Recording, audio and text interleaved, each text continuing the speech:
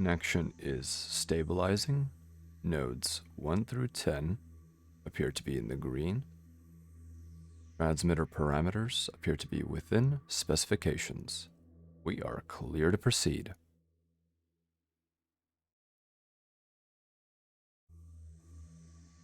Greetings, wingmates.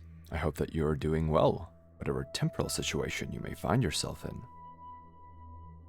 Greetings. Greetings, Rob.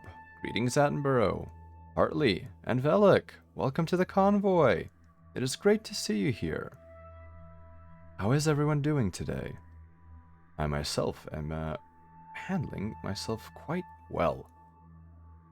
The preparations for Yuri's night are ongoing, and I am quite excited to share a bit of my own personal culture with you. I'm glad to hear that you are doing not too bad. Sometimes things can't be too spectacular, but not too bad is a second place finish. Good enough. Hello, Frog fan. When do you think you'll be drawing next? Well, I am not quite so sure at the moment. I am taking some time to prepare for Yuri's night, and I may draw something on Yuri's night, however, that is somewhat up in the air still. But I do intend to create at least another battle mech sometime shortly, perhaps within the week. I see, Attenborough. You have a examination of some sort. I wish you luck in that. I hope that you also did well. Ooh, culture sounds interesting. Warhammer Dad, welcome to the convoy. And yes, Frog Fan, welcome to the convoy, and Rick Care, welcome to the convoy. Yes, today will be a continuation of the Homeworld campaign. Last we left off, we were fighting on Supernova Station, where we had to advance through dust clouds in order to attack a Taidani outpost. But yes, I will be doing some cultural sharing from some of what I know about the Far Suns Coalition. It is my home, after all. And I hope that a bit of cultural exchange across the light years that separate us would go well towards establishing a rapport between our peoples if we had greater diplomatic relations in the future. Alright, wingmates, why don't we move on to the simulation room? I think that we can get right into the game.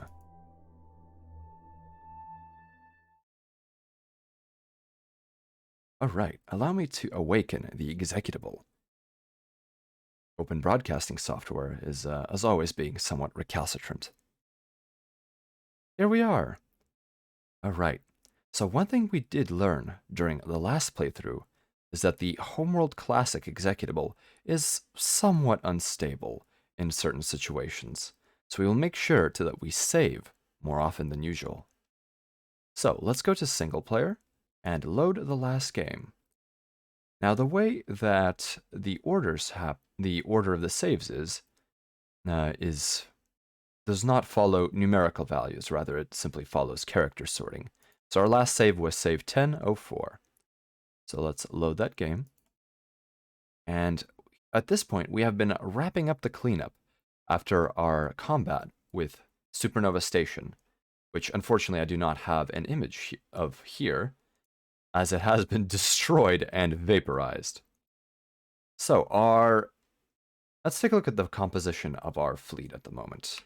We have Group 1, which is our destroyer force, which has unfortunately taken a casualty. We have Group 2, which is our multi-beam frigates. I apologize. I almost called them ion array frigates, which are a tyrannic ion frigate. Hello, Daishima. Welcome to the convoy. Yes, well, the campaign hasn't been ongoing, and so has the destruction. Greetings, Mioa. Welcome to the convoy. As you can see here, we are currently attempting to finish off the mission that we were on, which was Supernova Station. So the situation was that the mothership has jumped into a weak point in the Taidani defenses. However, this weak point is near a sun going supernova, the one, as we can see here, brightly shining behind the mothership. And thus, as a result, everywhere except for these faint trails of cosmic dust, or, I suppose, material, the radiation levels will damage any vessels present. And Supernova Station was in a position where it was shielded from some of the damage. As you can see right now, we are currently in the process of repairing our fleets. Ah, you were about to ask when the stream was starting. When is the stream starting, fellow stalker? Now!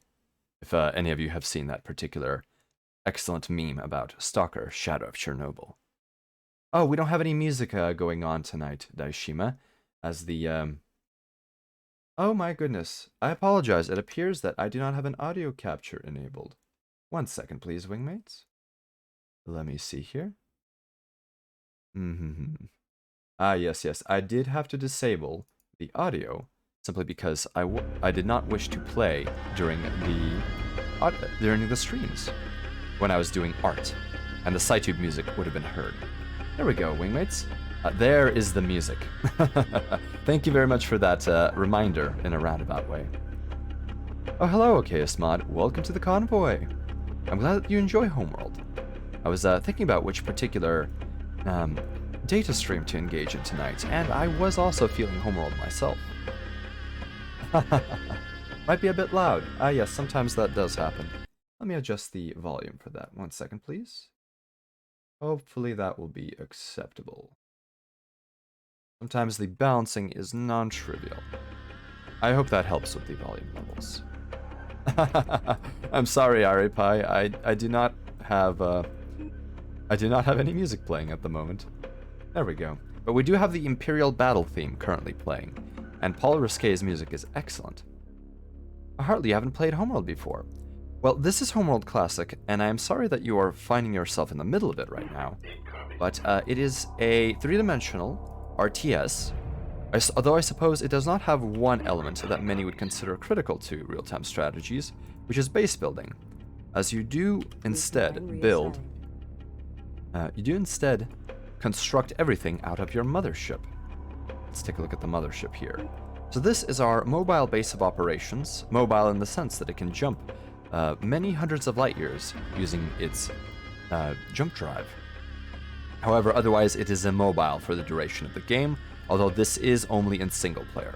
In multiplayer, motherships are able to travel via both jump and via conventional drives. Yes, looking forward to that Galactic Ancient Terran game of Spacer playing Fall Guys. Oh goodness, I have heard of this Fall Guys, but it is not perhaps what I would typically enjoy.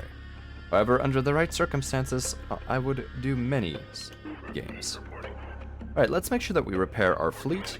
So currently what we are doing is we are using our support frigate, which is a frigate-class vessel with a repair beam.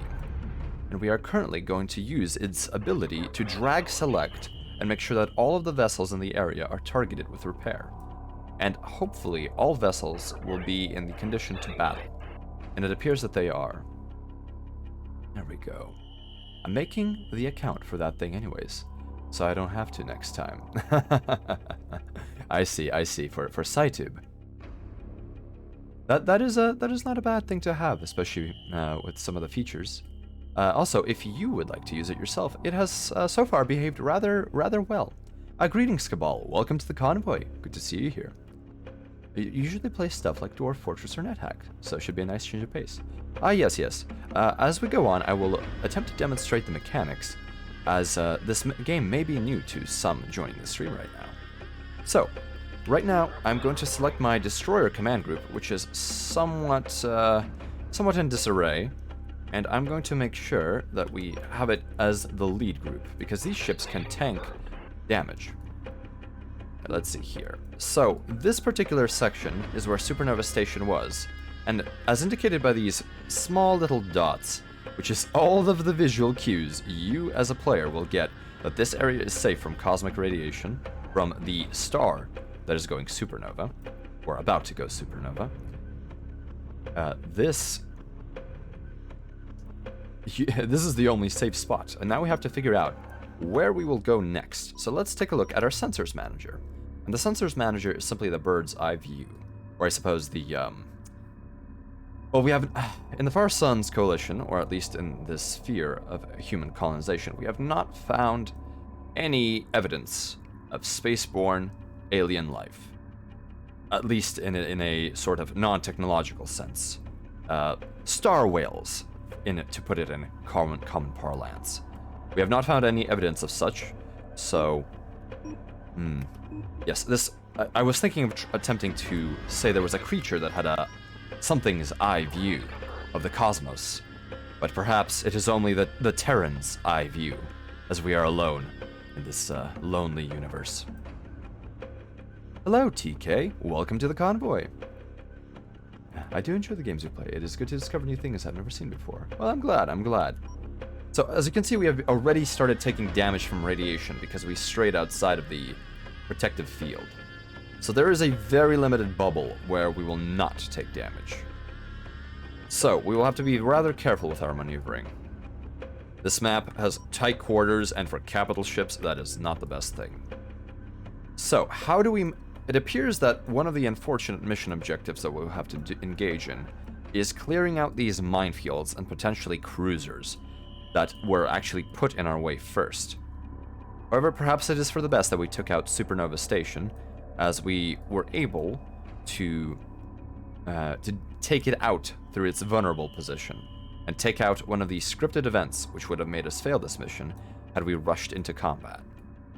So, what we will have to do is we will have to maneuver our forces both on this XY plane, which is the disk represented here in the Sensors Manager, and also vertically. So, why don't we actually begin that maneuver?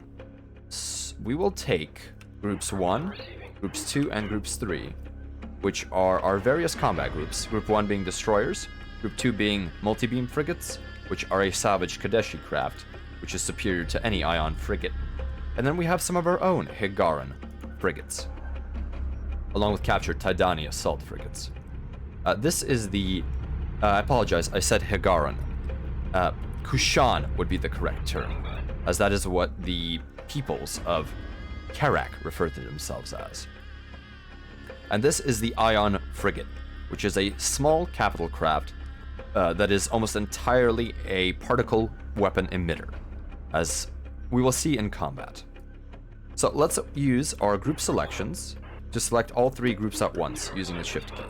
So now we will go back to the Sensors Manager and direct our forces into the next particle field. So hopefully we should have not too much trouble with this.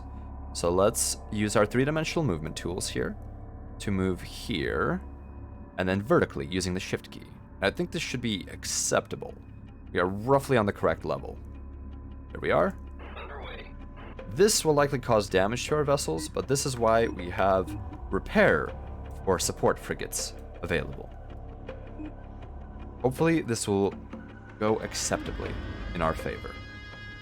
So I will actually have Group 8, which is a half of our repair frigates, or support frigates, focus on repairing these very expensive and very precious and yet very powerful multi-beam frigates, which have approximately, I have not checked the exact statistics, but perhaps 4 times the firepower in a package smaller than the standard Kushan Ion frigate. As you can see, we are beginning to take radiation damage. This is most unfortunate, but it is the way of the supernova. Let's see, the support frigates should begin their repair work. Come on, come on. Sometimes the AI is somewhat hesitant to engage in repairs, so we may have to manually command them to do so. One of the UI issues with the old version of Homeworld is that it is rather difficult to know where your ships are headed. The travel line is not visible, which is of course fixed in Homeworld. Oh, we have a heavy cruiser. Group 1, 2, and 3, open fire.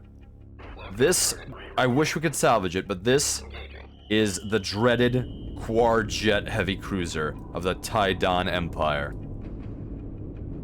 Let us hope that we can take it down faster. Luckily, it appears to be focusing its fire on less relevant targets. There we go. We are sweeping it with beams, and the game has crashed. Apologies, wingmates. That is most unfortunate. So let's go back and let's refire up. We will have to save before that next engagement. Oh my goodness. Hello, Legion. Welcome to the convoy. And hello, Claudia. Also welcome to the convoy. I did, in fact, finish Claudia's battle mech. It is currently available on my Twitter as an image post, although it is not the most recent one. Feel free to take a look, please. And how are you doing today, Claudia? Let's see here. So, apologies, wingmates. I will have to restart the executable. It appears that when too many particles are present on the screen, the game tends to have some issues. So let's try that again. That timing, indeed. Ooh, a productive day. Excellent, excellent. I must understand that positive feeling when you have a productive and, I suppose, functional day. Game gremlins, indeed. Alright, so let's go back to our groups of repair frigates and make sure repairs are underway, and Group 8 can begin repairs. So this time, before the immediate combat with the Quarjet cruiser and the 2 Tydani destroyers, we will save the game. Nice, you awaken my mech love hardcore, Spacer. I'm glad, Legion. Perhaps in the future we will have some time to enjoy the actual MechWarrior games, and most importantly, I do intend to do a tutorial on how to play Battletech, the tabletop game, properly, at least via Megamech. And hopefully that will help anyone who is somewhat new to that and doesn't understand quite exactly what I am doing in regards to the mech sheet itself. And we may actually play a round or two of the game manually, utilizing images. MechWarrior Online is a great game that is still supported. I enjoyed playing my little bit of MechWarrior Online, although I did not play as significant an amount as others may have. I did also not spend any credits on it, alas. Thus, I was somewhat put off by a bit of the grinding, even though it was reasonable, I believe, in respect to most of the games. Although from other players, I've heard that there have been some balance changes that have been questionable, but what multiplayer game has there been where balance has not been put in question? Oh, Legion, did I cut out for you? That would be most unpleasant. Or was it in reference to the executable of this game crashing? Let's see here. So I apologize that we have to repeat our repair procedure again, but hopefully it will not be long before we once again engage the Quarjet. So normally in this scenario, you will be faced with minefields laid by Tydani mine lane corvettes, in addition to then facing destroyers and the Quarjet. However, us being able to face the heavy cruiser first will allow us to concentrate fire on it, and perhaps even have a chance to begin repairs after it dishes out damage to our to our forces. The stream crashed for you. I'm sorry for that. I'm keeping the bitrate at what I believe is reasonable. However, that may cause some individuals problems if transcoding is not available via Twitch, which oftentimes I imagine it is not. Alright, so our repair frigates appear to have done their job. Oh no, they're still twitching around. Unfortunately, the AI does have problems. Oh, they have not repaired each other, however. There we go. They are repairing our frigates. Let's actually turn on the tactical overlay. Let's take a look at... Go. There we go. So the tactical overlay essentially is a way of having keys placed onto your sensors manager. Unfortunately, I frequently forget to enable this, and I do lose out on it. As we can see here, we are able to see that we have 4 destroyers, which are indicated by this parallelogram, and quite a few frigates, as indicated by these diamonds. Strikecraft are indicated with different symbology. As you can see, the mothership is indicated by this, perhaps chevron? No, it's not a chevron shape. Shield shape. Oh no, my goodness. I apologize. That is not it. the mothership has no chevron. Let's see here. That is, in fact, our research station. Let's see if we actually have any research that we can complete. Unfortunately not. Let's see here. Let's go back to our sensors manager and take a look. So here we have our resourcing operation, which is currently idle, as the issues due to radiation, or interstellar radiation, have caused significant difficulties for us in harvesting resources. The only way to tell resources apart in this game is to find asteroids that have a slightly rounded shape. So the remaining resources here may be this little pocket of 4, apparently, asteroids. And unfortunately, that is far too much trouble to go through in order to get a pitiful amount of resources, especially considering the potential damage these vessels may experience. So, our repairs have been completed, so let's make sure that we select all of our combat-capable units, and we will save the game. We're going to save game. This will be 10-5. There we go. Game saved. And now we will begin moving up. Let's see here. Adjust our position vertically. There we go.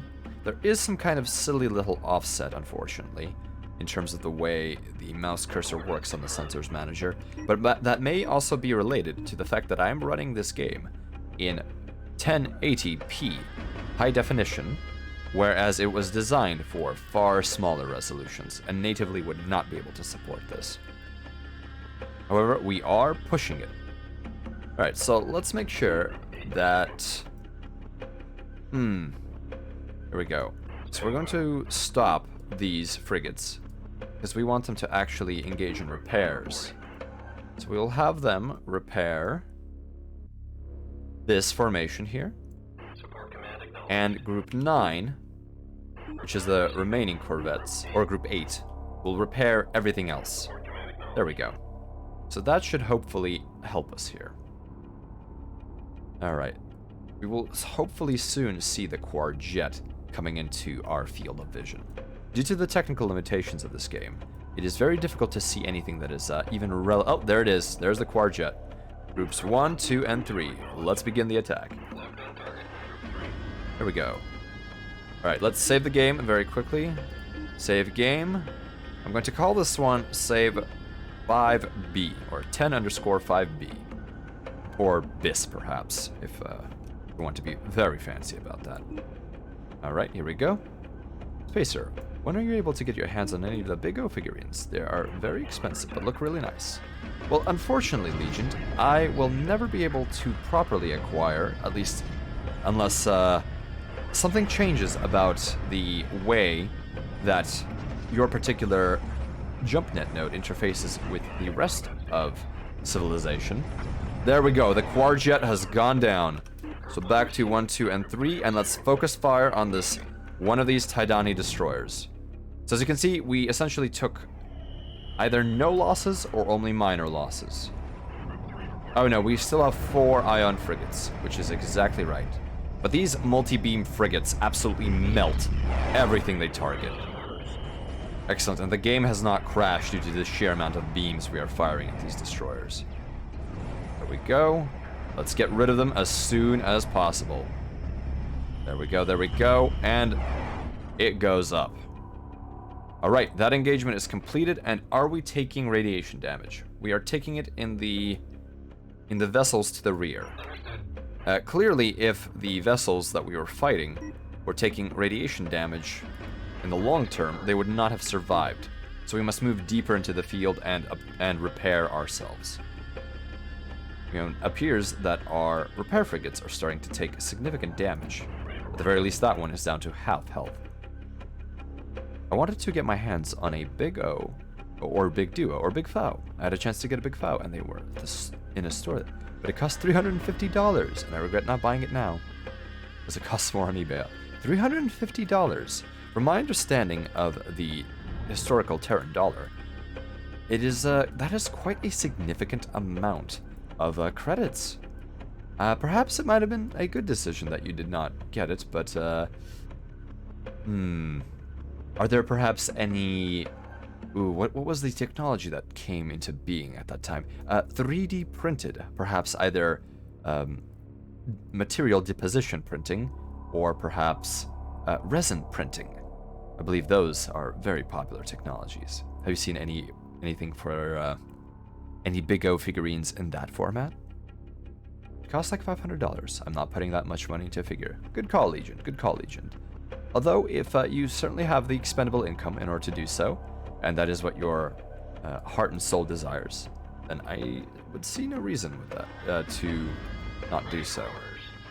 Let's make sure that we repair the repair frigates. The eternal question of who repairs the repair frigates, and that is the other repair frigates. So let's make sure we save the game. So save game, and we'll call it save 5 or save 10 6. There we go. Apologies for the paranoid saving, but we do have some issues with game crashes. However, I believe we have taken out the most pressing concerns, which would have been the destroyers and the Quadjet heavy cruiser. If I had $500, I'd buy a 3D printer and make my own. Ah, yes, Legion, that would be a good call. Although, do not forget the cost of resin and the cost of patience when it comes to setting up one of those systems, or at least from my understanding. Universal fabricators are certainly somewhat easier to use, although the data required in order to run anything in them generally is fairly complicated, as it does go down to the atomic level. So currently these frigates are repairing some of the other frigates that have taken damage, while they are also full on health. So why don't we actually move Formation 2, or some members of Formation 2, a little bit in this direction, so that we can once again have the repair frigate group, Group 9, which consists of fewer frigates, be exclusively dedicated to the protection and repair of our frigates here, because they are not we cannot produce these multi-beams, and multi-beams have been the key to our current success. Alright, so let's make sure we assign Group 9 to engage in the repairs. There we go, and Group 8 can repair the entirety of the formation. Actually, they can repair the entirety of the formation save for the multi-beam frigates, as there are simply more targets to be repaired. So let's take a look at the map again. Go back to our sensors manager, and the next target for us, as we select our combat capable groups, would be directly ahead in this dust field. So let's make sure that we engage the target. Destination locked in. You were part of a college robotics team and had 3D CAD designing software. Ah, excellent, Legion, excellent. Is that CAD modeling software still available to you? That, I suppose, is sometimes the big question. I see we have a mine-laying corvette. Let's make sure that we target absolutely everything. And we move Group 2 back, because if mines are to strike things, we want them to strike something that is much cheaper or replaceable. And here come the mines already. Fortunately, we cannot even see the mines. But let's make sure that we move our very precious multi-beams away and repair the damage as it comes. Ah, alas. Yep, we are being pelted by mines. And if you are confused about what's going on, wingmates, you are not alone, because the mines are very difficult to see. But they do significant damage to capital vessels. So in essence, we will slowly have to creep through the minefield. Although we can, of course, attempt to use strikecraft, the radiation may be a counter indicator to this. Let's make sure that our repairs are efficient. Oh, there, a mine actually hit. There we go. And it did about 5% damage to the hull of a frigate, which, considering the quantity of mines, is not insignificant as potential. Legion, just a reminder that the SciTube will not be running, but if you wish to register an account, you can certainly do so there. And yes, it is good to have software from former employers or educational places, especially if the licensing, at least for a particular version, is perpetual. Although sometimes losing out on updates would be quite unfortunate. The music that we are listening to is the in-game soundtrack by Paul Risquet. Alright, so we have repaired the damage we have taken by mines, so let's continue onward. So group 1 and 3 will simply push through the minefield. So let's make sure everything's okay. So group 8 and 9 can now focus on repairing the ships, because group 2 will simply wait. We cannot afford to lose any of these multi-beam frigates. So instead we will focus on groups 1 and 3 as the unfortunate, very unfortunate subject for this particular mine clearing. I'm surprised that there is no mine sweeping unit. We will have to stop and repair the damage that we are taking right now. Damage will likely not destroy us, but there are enough mine layers that this is quite the nuisance. Oh my goodness, we have so many mine layers to deal with. And as you can see, it is much better that we deal with the forces that we dealt with, rather than having to panic and deal with mine-damaged vessels and potentially a Quarjet cruiser descending upon us. That would be quite the problem.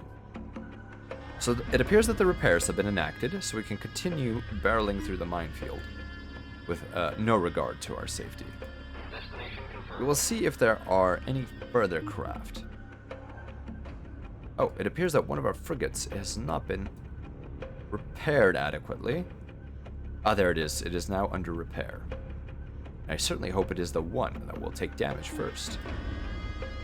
So upcoming is a field of at least 9 more mines, followed by approximately 16 more mines. Oh, our frigates appear to be taking the brunt of the damage. And while they are the cheapest, it still does not behoove us to lose any of these vessels. Slow and steady indeed. We are definitely not going to rush this level, as it is one of the more frustrating and hair-pulling ones out there. Oh, we are definitely taking quite a bit of damage from mines. Alright. It appears that the damage is somewhat insignificant, so we can continue moving onward while we enact repairs.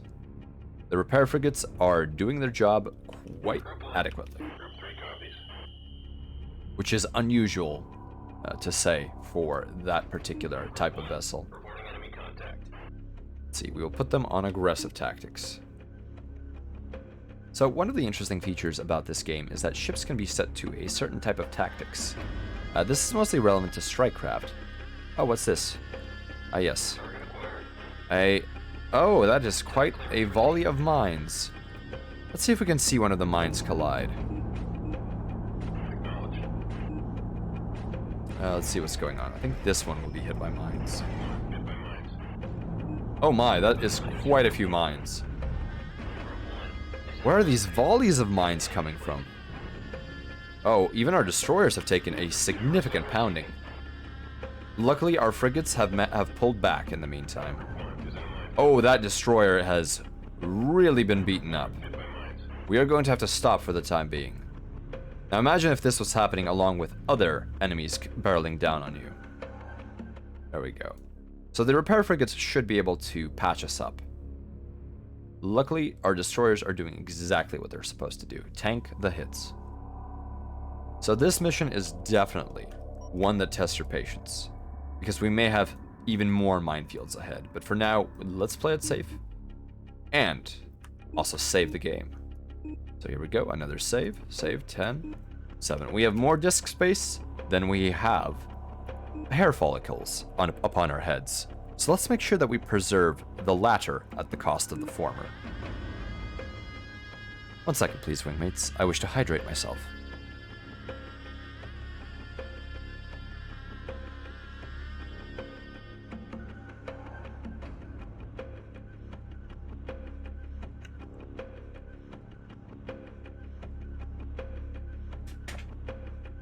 There we go, there we go. The sim water tastes better than usual today. Please let me know if the audio is okay for you wingmates, including my voice and the game. Alright, we have been repaired. Let's continue onward. Acknowledge Group 3. Let's see here. Moving forward. On our way. There we go. Let's see how many more mines we will encounter with the rather limited UI of this particular game. We will only see them when it is far too late. Ready for orders. Oh. Unfortunately, we were zoomed in too close, and me attempting to rotate the camera is causing significant issues. Let's see. What will our next target be? Let's zoom out. Hopefully, these remaining two are something a little bit different than simply mine-laying corvettes. However, knowing the Taidani, it may as well be mine-laying corvettes, and in fact it is mine-laying corvettes. So Group 1 and Group 3 3 reporting. can engage in the attack. Intercept course punched in. There is a mine-laying corvette, and there is one mine. We cannot actually select it via the camera, so we will have to make do with simply seeing the mine-laying corvette. And it may actually begin its attack. And these attack by simply laying mines. And maybe we will even see one of these mines begin to move. Oh, there it is. Well, that destruction was rather rapid, and the mine has left our field of vision. But as we can see, vaguely there are some small orange points moving towards our forces. All of them converging on that one long-suffering destroyer again. Reporting enemy contact. Long-suffering, Hit by mines. but it appears to be intact so far. Let's take a look at Group 1. Responding. Group 1 is handling the damage quite well. Thank you, thank you, Allegiant. Group 3 receiving. The mines have some kind of spatial guidance. I'm not exactly certain as to the means, but I would doubt that magnetism is being used for their guidance. Rather, I would imagine it's some sort of passive sensor which has detected the active signatures of vessels, and then the mine would perhaps switch to active sensors and engage the target. But yes, the distances involved are perhaps a little too significant for magnetic mines to function here. Alright, so we have braved that field. We are approaching another. So let's see here. We will now need to begin descending. So, why don't we do so? There we go. Coordinates confirmed. Moving in. Enemy units closing on Group 1. Oh, and here come more mines. Hit by mines. Alright, so we are advancing, and so far the mine density is acceptable. Oh, here we go. Here's something besides. Oh, alright. Group 1. Group 1, attack them, Group 1 copies. and Group 2, attack. This is Group 1. And Group 3 can also attack. So as you can see right now, we have these missile destroyers firing their volleys of missiles at these particular fighters. So these are Taidani interceptors, one of the most common enemies that is a light craft from the Taidan. And here we have some Taidani heavy corvettes. And corvettes are essentially, can be described as beefed up fighters, but they are also regarded as strike craft. Missile destroyers fire homing missiles and are very effective against strike craft of all types. We only have 2 missile destroyers in this entire formation, and yet we have been able to devastate these strike craft. There are bomber craft, however, their primary efficiency is against capital ships, and they also fall to missile ships quite readily. The only other missile ship in the entire game is the Tyrannic missile corvette. However, it is far less effective than the destroyer. So let's take a look. What is happening with Group 2? Group 2 has not moved. Excellent. They are not taking damage. So let's see here. Okay. And what is our objective? Destroy all defense Destroy forces. the garrison protecting the station. Enemy units cannot be allowed to escape, or they may alert the Empire to our presence. Interesting, interesting. I believe that I had destroyed all possible units. However, that may not be the case, so... Group 2 reporting. why don't we move our forces further down? I certainly hope that I have not actually glitched the game, as that would be most upsetting. So let's proceed downward to the mothership. Understood. Let's see if we encounter any further enemies. And we will have these frigates follow these capital ships, or these destroyers. Here we go, moving onward. The battle music is still going, which does make me somewhat suspicious. That would certainly be a problem if we had to. Oh my. If we had to find what was going on here. We must destroy the garrison protecting the station. Enemy units cannot be allowed to escape. There may be Alert something the simply Empire further to down this address- particular path on the way to the mothership. So let's see if we can find any more enemies in this particular path. As we have not actually advanced into this part of the field, there may be something else involved, even if we do not see it on the sensors. However, it would be a serious issue if we did not encounter anything, as that would mean traveling across this field once again in order to figure out what went wrong. Let's see here. Could we actually engage in the harvest of other minerals? I do not think it would be worthwhile to try to get this small amount. If we look at our resource units, we have 12,000, which, considering that most of our fleet is at capacity, we will likely not be able to construct anything else. Although we may construct another missile destroyer, simply because they are quite effective at almost everything they do. Let's take a look at our sensors manager. And so far, no enemy, unfortunately. I really hope that this is not a glitch. Let's see here. We are still advancing down the expected path. Most unnerving, most unnerving. Well, in the meantime, I will immediately begin looking up how to complete missions in Homeworld, with if there are glitches. Let's see here. 1 second, please.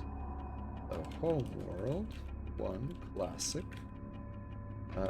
Let's see here. Save file editing.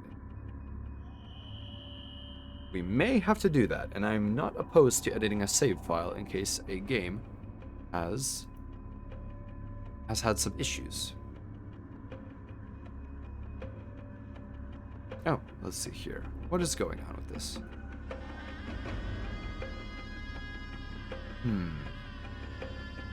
Okay. So save files for Homeworld Classic are binary files. So editing them would be very difficult without knowledge of the structure, the packing, and other such features. Oh goodness, and apparently these particular save files also included pointers to functions, which is a serious problem. And to anyone who is not aware of what a pointer is in terms of programming, that is in essence a way in your program of indicating where something is stored. So a pointer to, say for example, an integer, and an integer being a number, would be the address of that particular integer within the memory, rather than the value. So if they are saving locations of functions, and functions is simply something, it is an how would be the best way to describe it? A function is a routine of code that is capable of being executed with input parameters, potentially, or output parameters, potentially. But it is a subroutine of code, in essence. Let's see here. So, we have traveled all the way back to the mothership without discovering any of the enemy. Is this a glitch? Allow me to look this up here. Homeworld Classic glitches. Homeworld Classic Supernova glitch. Let's see here. Mm-hmm. Okay. So, someone has had a supernova station itself be missing.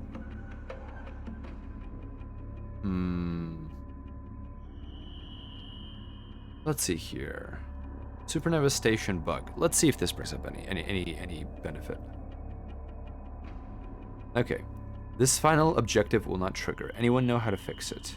I think you have to destroy the station first, or the carrier first. Let's see here. Directly assault the station from the main mineling route. Destroy all defense forces. I focus on the carrier and kill it. Let's see here. So there may be...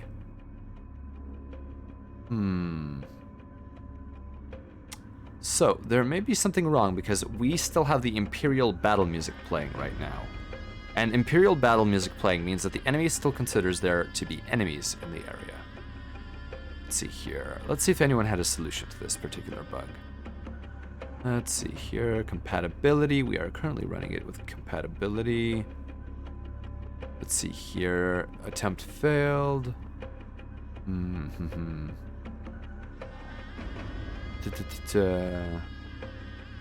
Oh my goodness.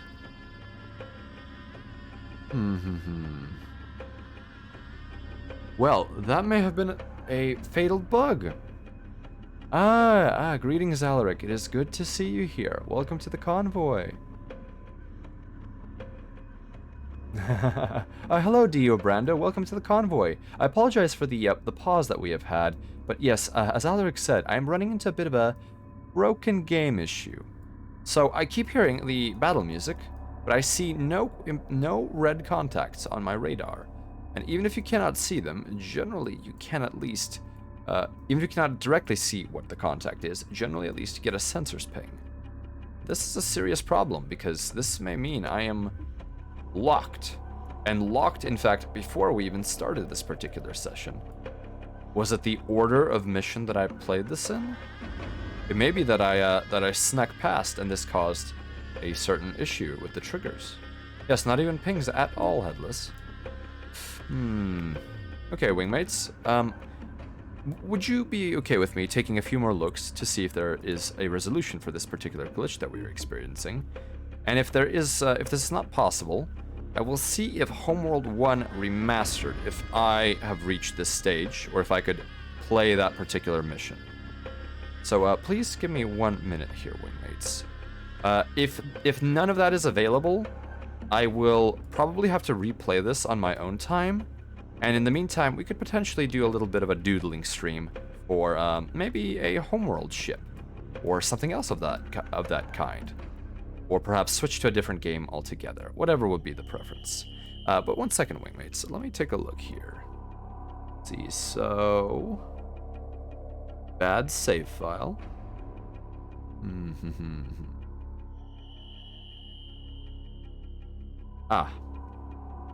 So I may have an issue here. Game doesn't progress. That's remastered.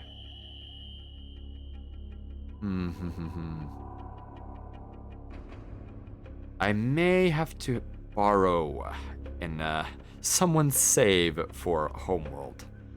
Let's see if we can find one of those. Okay. Now, more questions about Supernova Station.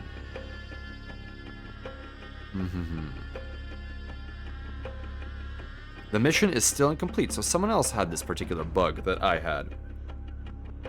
Let's see here. Let's continue the thread. Oh my goodness. The Reddit layout can be a bit of a bother, I would say. Load up with carriers with Salvettes and drop them on the outlier posts. Interesting. I wonder how we caused this particular issue.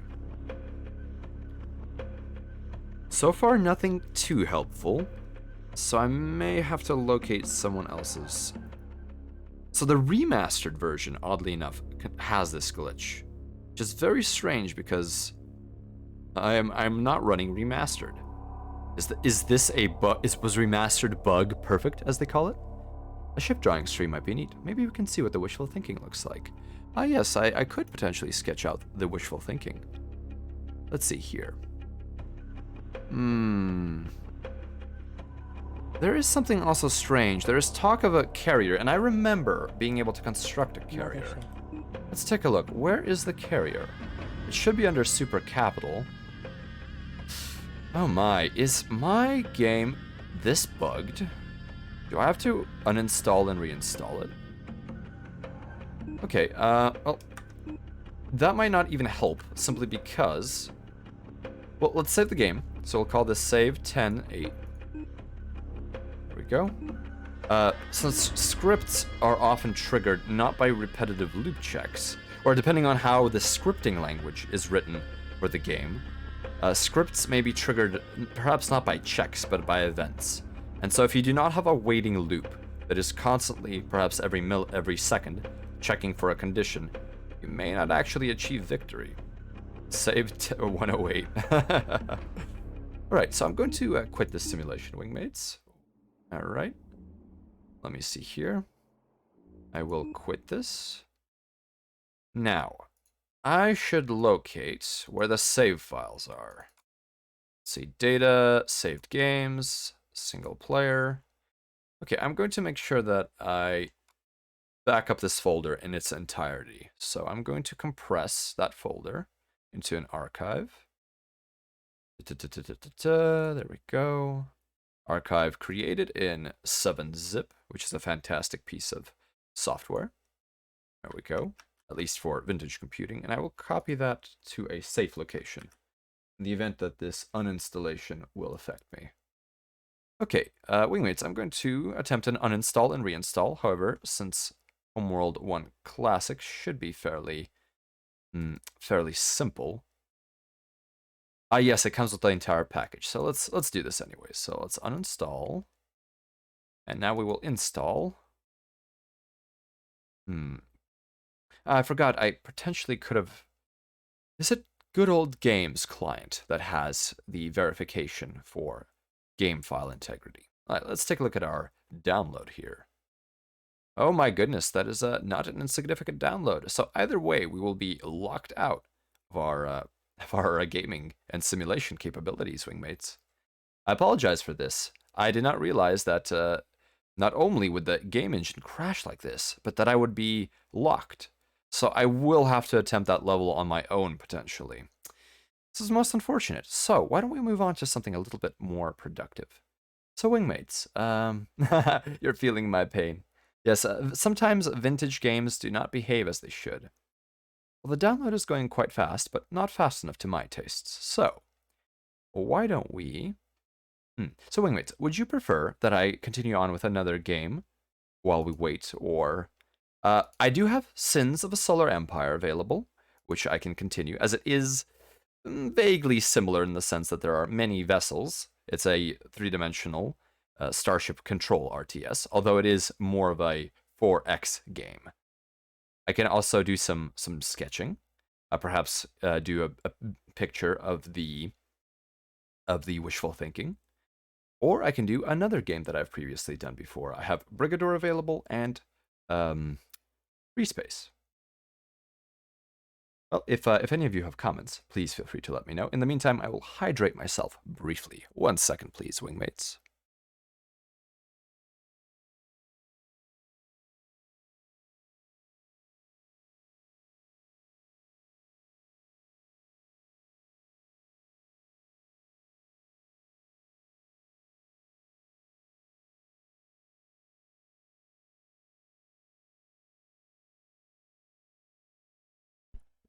And I have completed my life support functions. Ah, I see. Sins or Free Space seems good, and you're cool with anything. Okay. Well, I am in a somewhat of a calmer mood, so something calmer would be better, and Free Space certainly is not. Ah, greetings, lead poisoning. Welcome to the convoy. How has my day been?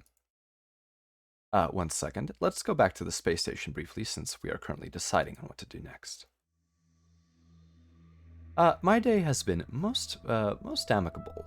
I engaged in a bit of a simulated travel under a sun and that has certainly brightened my mood. It's been some time since I spent in a immersive outdoor simulation. Oh, could you write right on the screen the available options numbered 1 for the 4, I guess, and then the chat can write the digit. Oh, that's a good idea, okayest mod. Let's see if I can generate that. Besides the tech difficulties, otherwise very pleasant. All right, so since free space, you know, the only option I think that in my current mood I would enjoy would be Sins of a Solar Empire. So, wingmates, here I'll put it in the chat. So 1 is for drawing or sketching for a little bit. Here we go. Sketching. And 2 will be for Sins of a Solar Empire. There we go. So feel free to throw a number in the chat, and that will decide which of these 2 options we'll do. I will look away if you are shy, and I will not read out the names of these particular numbers. So even if you've been lurking, please feel free to let me know what you would like to see. And in the meantime, I will take a look at my configurations here and make sure that they are acceptable for whatever activity we move on to next. We should make sure we save that. Here. Spacer. Utamet. Ex Infernus. There we go. Fantastic, fantastic. And let's open up a new canvas just in case. I apologize for the muttering, but I like to speak to myself now and then. It helps me focus. There we go. Let's see here. Okay, I could certainly put up a poll. Let's do that. In the meantime, I may read off a shampoo bottle for you, wingmates. That seems to have been enjoyable. Or throw some text my way if you'd like me to read it. Let's see here. Let me make a poll. Apologies, wingmates, that this takes a little bit of time. I am somewhat calm today, so I'm not in a bit of a rush, and I hope that you can perhaps feel how calm I am. Right, let's see here. Next activity, and I do apologize for anyone who's a fan of Homeworld, as I am myself, and I'm disappointed that the game is not functioning correctly. But I do not wish to leave you stranded on that mission, wingmates. I will have to resolve that during the downtime off stream. Let's see here. So sins of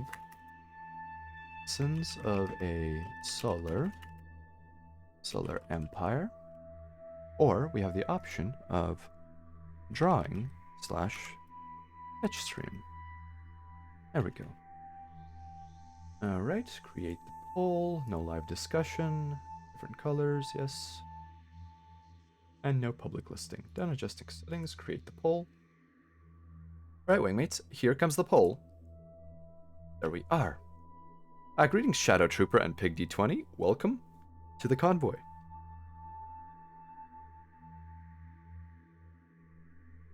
Excuse me. All right. There we go. So there's the poll. So in the meantime, I will find something to read. Perhaps the back of a cereal box or something like that. There we go. Let's take a look. Now, do we have ingredients on this box of Kellogg's Frosted Flakes? We do, but the resolution is dismal. Dismal, most dismal. I do not like that. Let's try this again. Let's see here.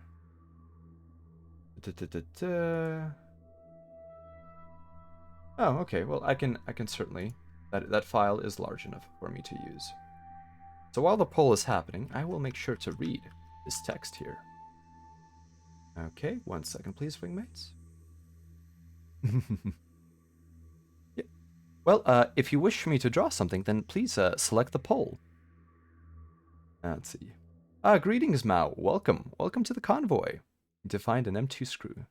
Oh yes, metric 2mm screws would certainly be a good idea to have for mounting hardware that requires it. I wish you luck in finding it. Alright, 1 second please, wingmates. Let me throw down an image. Let me see here. I do not want that particular image. Go. And let's see if it is visible. Okay, there we go. Oh, I left that particular text on. Okay, here we go. So while the poll is running, allow me to read this back of this cereal box.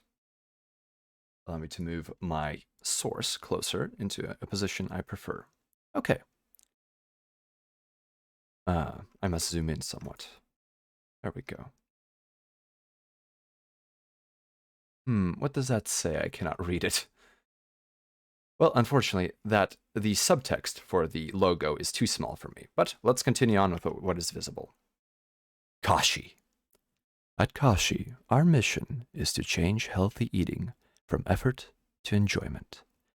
For over 25 years, we've been dedicated to making all natural, high-quality foods with positive nutrition and great taste. We hope living healthy also makes you happy. Golden goodness. Here's a simple pleasure your whole family will love. Our Golden Goodness cereal is a tasty combination of our unique 7 whole grain blend and sweet corn baked into light toasty flakes with a touch of honey.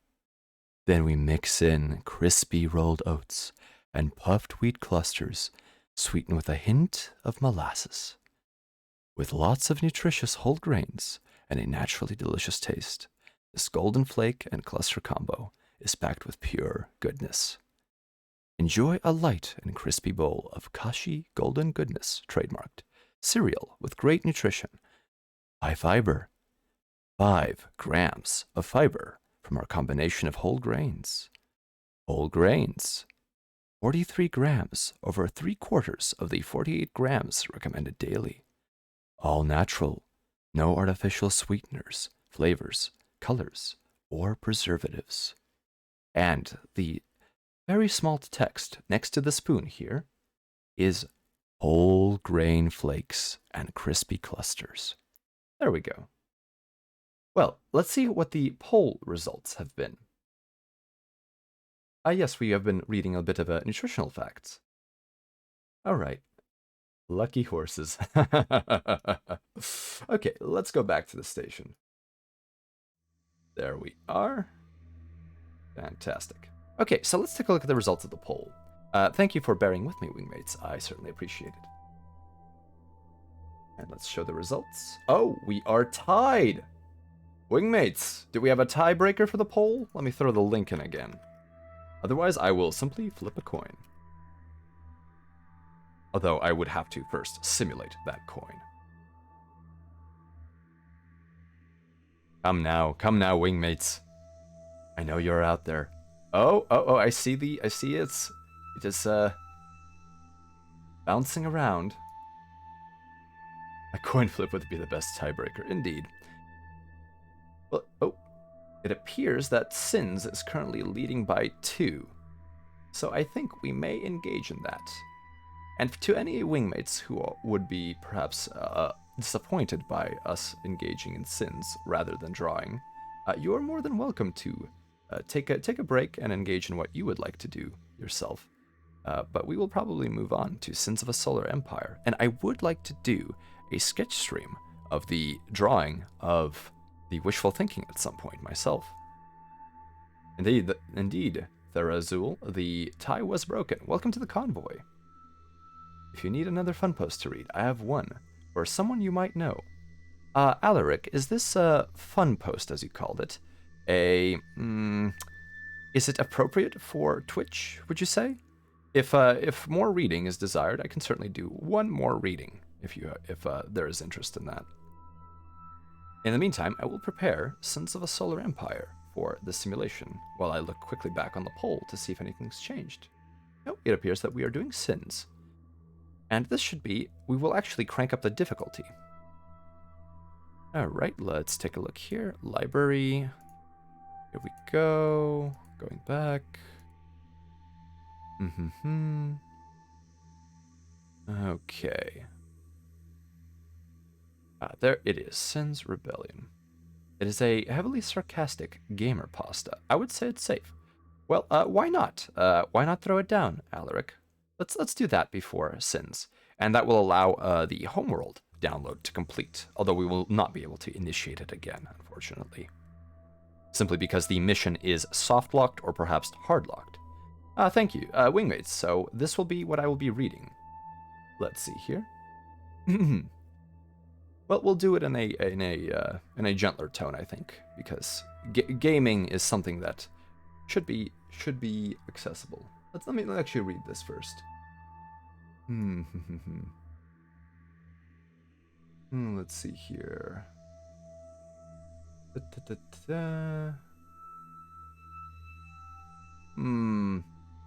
I do see a little bit of something here that I would rather not state out loud due to Twitch terms of service. So perhaps another sort of a reading would be better. In any case, let me get the simulation room prepared for Sins of a Solar Empire. Let's see here. We'll capture that. Capture this. Let's fire that up. Go.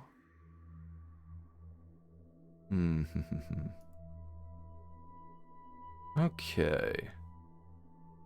There we go. The simulation has fired up.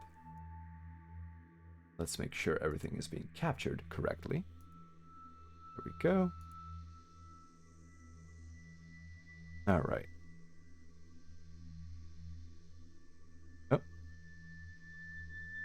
Oh, we may be able to view the intro. Here we go. Let's see how this goes. Our many sovereign world. Oh, we unfortunately skipped the cinematic. That is well, concerning, but let's try this again. Yes, the video is not showing indeed. The capture appears to be having a moment. Let's see here. Please awaken. Capture. There we go. It may take a few seconds to jostle it awake. Come on, come on. You've done this before. There we go. Let me do this operation here. There we go. Wingmates, is the simulation currently showing? Allow me to check on my own studio screen here. 1 second, please. Yes, there we go. Excellent, excellent. And the audio should be of a decent level. Perfect, perfect. All right. Let's see here. So, let's do single player. And we probably won't go for far too long, as unfortunately I do have tasks to do. But if anyone would like to watch along, please feel free to. And I will continue narrating the gameplay. Right, so this is our saved game, so let's load it. And this is one of the wonderful features of Sins of a Solar Empire, is that you can, during a save of the game, adjust the difficulty. So we will go from what we have been fighting, which I believe is normal, to the next rank up in all aspects. This may end up actually destroying us somewhat, but I believe that we are ready. Oh yes, those purple AI are significantly more difficult. Okay, so let's see what we can do here. We will likely need to construct our Titan immediately, and for this reason, we will unfortunately have to have more crew supply. So let's see what we can do here. Let's start this simulation. Here we go. All right. Capital ships and Titans can gain levels from experience earned by being present when enemy ships are destroyed in combat, or by purchasing training for them. As you can see, we have this handsome captain again. Alright, so let me pause the simulation very quickly and show where we are. So when we last left off in Sins of a Solar Empire, we were... I should change the stream title. Let me... or at least at the very least the game. 1 second, Wingmates. Let's see here. Let's call this... There we go. Sins of a Solar Empire Rebellion. Lovely. Unfortunately, the title will be incorrect, but we will edit it later on. Okay, so let's make sure. So here's our situation. Our homeworld is Far Terra here, and as you can see, we have named some planets after VTubers. And of course, I am accepting further names. So right now we have this particular situation. Velok is faced off by this purple enemy empire, the Provians. We are hostile with them, just as we are hostile with the Marjsev, who, of course, who with us are bordered by Mitaka, which is a pirate planet. So it is highly unlikely that the Rasendia sect, which is the owner of this planet, will begin attacking here. And they are also facing at the same time red and purple. All of these should be hostile to each other. However, let's take a look at the diplomacy menu. We should take a look to see what kind of relationships these factions have. Let's see. I do not think I'm actually... Oh, here we go. So here's others' opinions of this player. Oh, interesting. So apparently, in a different system... so this is essentially the network of different alliance relationships that you can have. As you can see, the values range from the negative to the positive, usually in the range of, I believe, -20 to -10. And in this situation, most of them have a neutral view of us. This particular faction appears to have been deceased, as indicated by the blown-out glass on the faction portrait. This used to be the Galen Rim Union. So in whatever system the Galen Rim Union was, they certainly were wiped out. So our relationship with Purple, who is a Terran faction, is hateful. The Provians are loyalists, whereas we are TEC rebels. Let's see, what is actually hurting our diplomacy the most? And the most of that damage comes not from adjacent territory, but the -5 due to faction relations, and that is likely because we are rebels, as opposed to there being the TEC loyalists. It seems like Master of Orion. Welcome, Verilyn, to the convoy. This is a 4X game, so while it is, in that sense, similar as it is an empire building and research game, stream title. I have not changed the stream title, but we can certainly do so. Let's see here. We'll call this Sons of a Solar Empire Rebellion single player. Let's see, what's a good subtitle for this? Let's see. A backup? No. Oh goodness, Wingmates, you get to see my creative process of attempting to think about how particularly to name this. Let's see here. Our Homeworld has been left behind. There we go. Because we have left Homeworld behind. There we go. All right, perfect.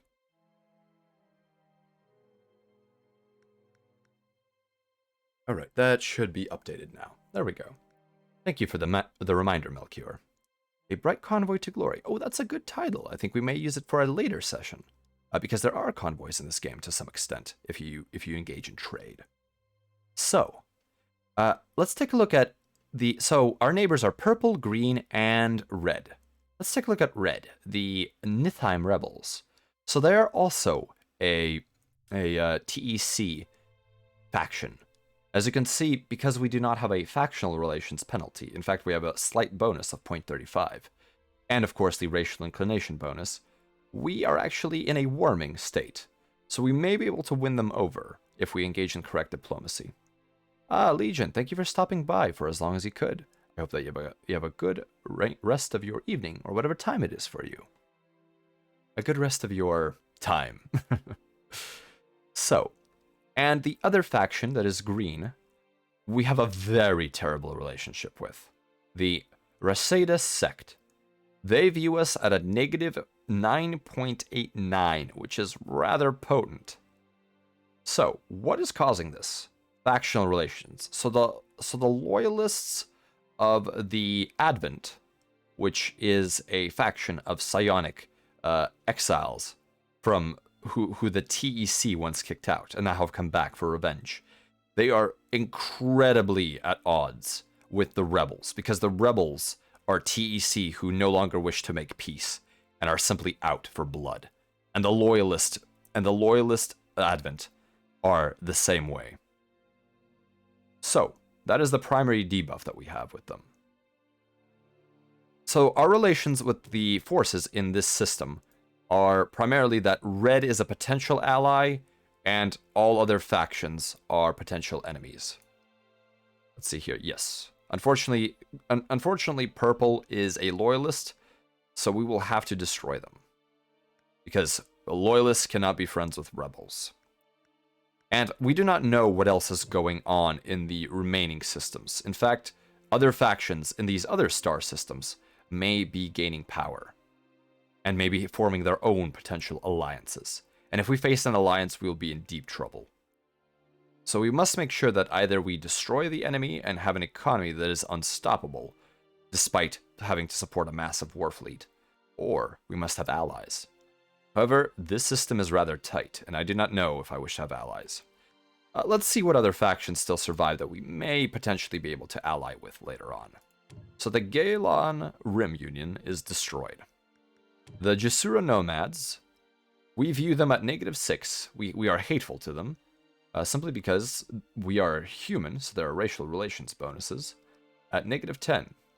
That is a serious problem. Let's see here.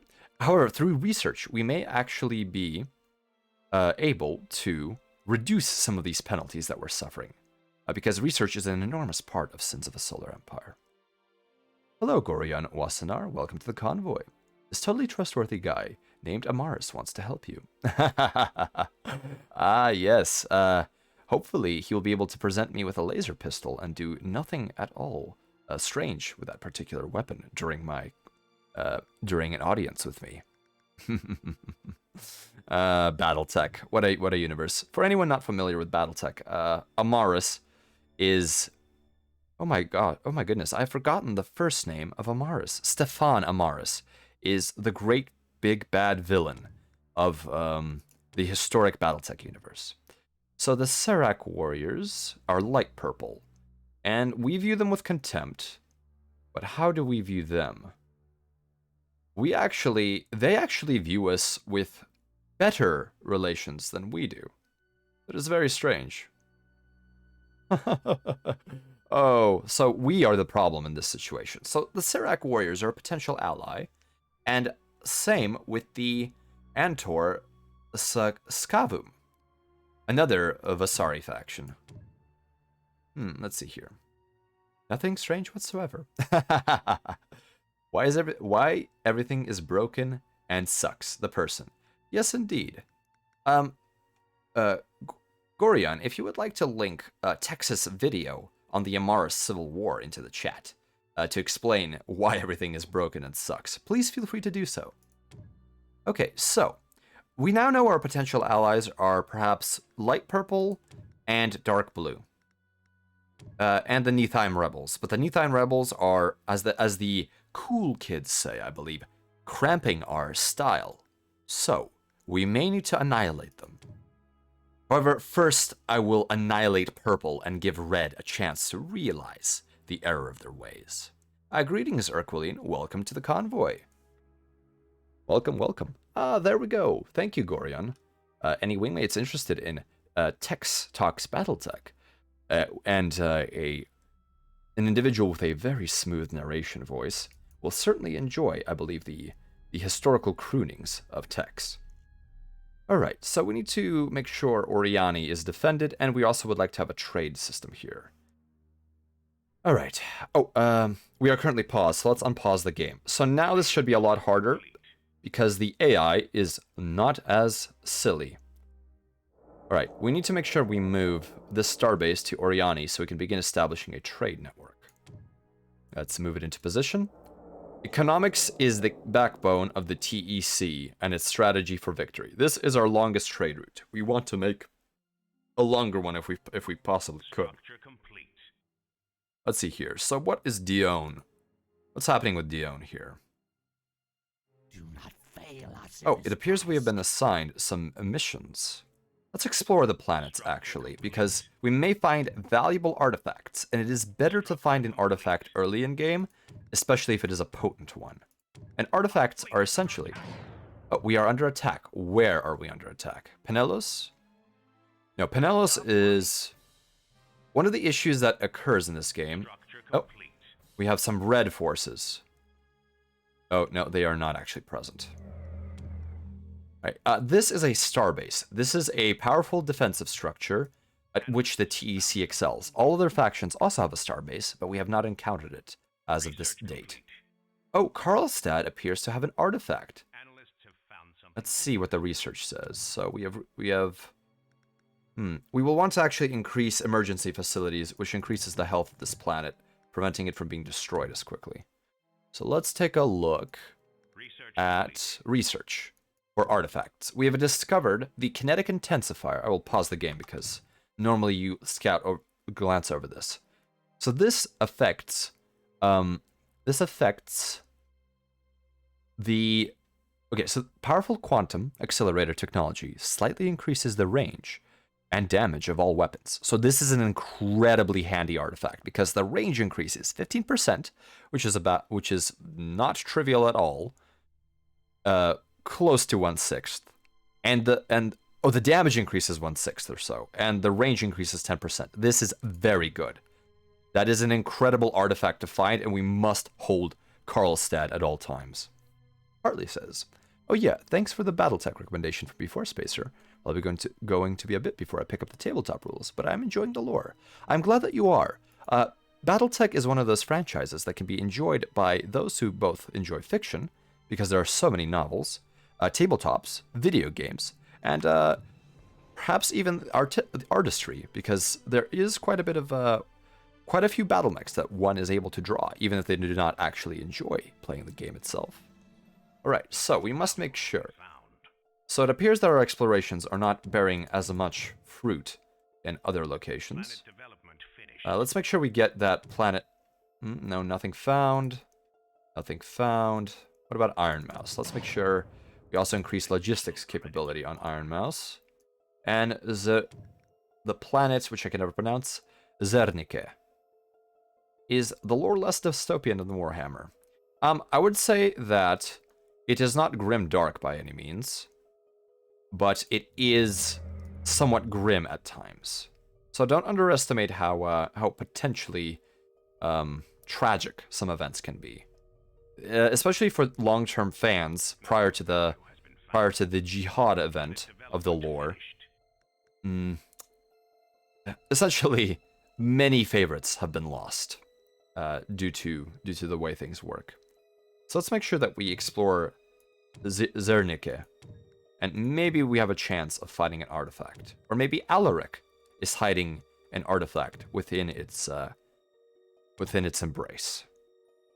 And we cannot explore this allied planet, unfortunately.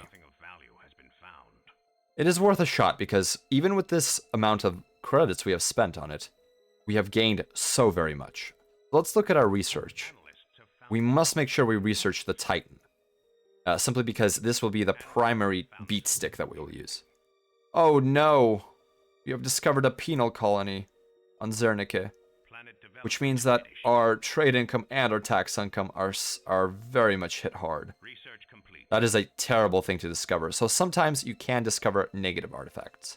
Oh, let me pause the game one more time, because we found another artifact within our current empire. We found the jump field generator. So antimatter for jumps is much cheaper, and I believe we can jump a little bit further from the Gravwell. Powerful jump stabilization technology, a level, protects your ship's antimatter reserves during phase jumps, reducing the amount of wasted in transit. Also allows travel through wormholes and for ships to exit closer to planets. So this actually saves us a bit of research, which is fantastic. We don't have to research wormhole technology. And also, we will begin researching better phase beam, or better beam weapon technology. Let's see here. Let's see here. There's a ton of tech loss in BattleTech. Yes. 1 second, please, wingmates. Unfortunately, the chat was a little bit far gone. There we go. Yes, there was quite a bit of technology loss. In the so-called succession wars, after the fall of the Star League, essentially many societies lost almost all of the advancements that were made during the Star League, other than perhaps the keeping of battlemech technology. And it was only later, during the discovery of old data, known as the Helm Memory Core, that humanity was able to resume resume its technological rise correctly. Although even without the Helm Memory Core, there were governments and entities attempting to make sure that how do we put it? That new technologies were actually being developed. No, not the tax money. Yes, losing tax money is no good, especially for a planet this close to Far Terra. For it to be a penal colony is quite a problem. However, gaining 2 artifacts from all this discovery is well worth it. We must hold on to them. Battle Droid era Battletech is the most grimdark and fantasy-influenced era of the franchise. Yes, Battle Droids, or the first version of the game, was certainly much more grim. That can be said.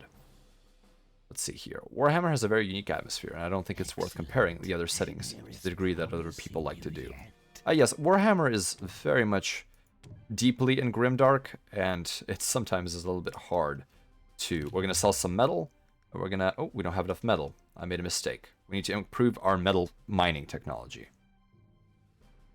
Yes, Battle Droids is indeed first edition Battletech, and I believe the name was dropped due to licensing issues, or due to copyright infringement potentialities. Although one would argue that there's no particular reason that the LucasArts should have the rights to that particular word. Although some could also do that, but that is a debate for another time. Right, we are currently equipping this battle station with fighters, so that it will help defend our allies against enemy incursion. Let's take a look at our research tree, and make sure that we finish the last stage of the Ragnarov prototype, which will allow us to construct the Ragnarov Titan, which will allow us to begin our assault. So, we are currently working on nuclear smelting, which will allow us to refine metal far better. We will also probably want to research quick jump calculations. This will save us invaluable time in our ships transiting. However, let's take a look at diplomacy. Ah, interesting. We can research extreme xenophobia. Your inherent disgust of alien cultures makes it much harder for enemy culture to gain a foothold in your territory. We, as TEC rebels, absolutely detest alien cultures, despite somehow our diplomatic potential being the best with them. But that is one of the conceits here. Oh dang, 2 artifacts. That's pretty good. Some of them are outrageous. Indeed, Mao. I would argue that the kinetic intensifier is pretty outrageous to have, especially... Oh! What have we been hit with? Oh, we have been hit with I believe that is a plasma strike of some kind. Essentially, there are stellar phenomena that occasionally can occur.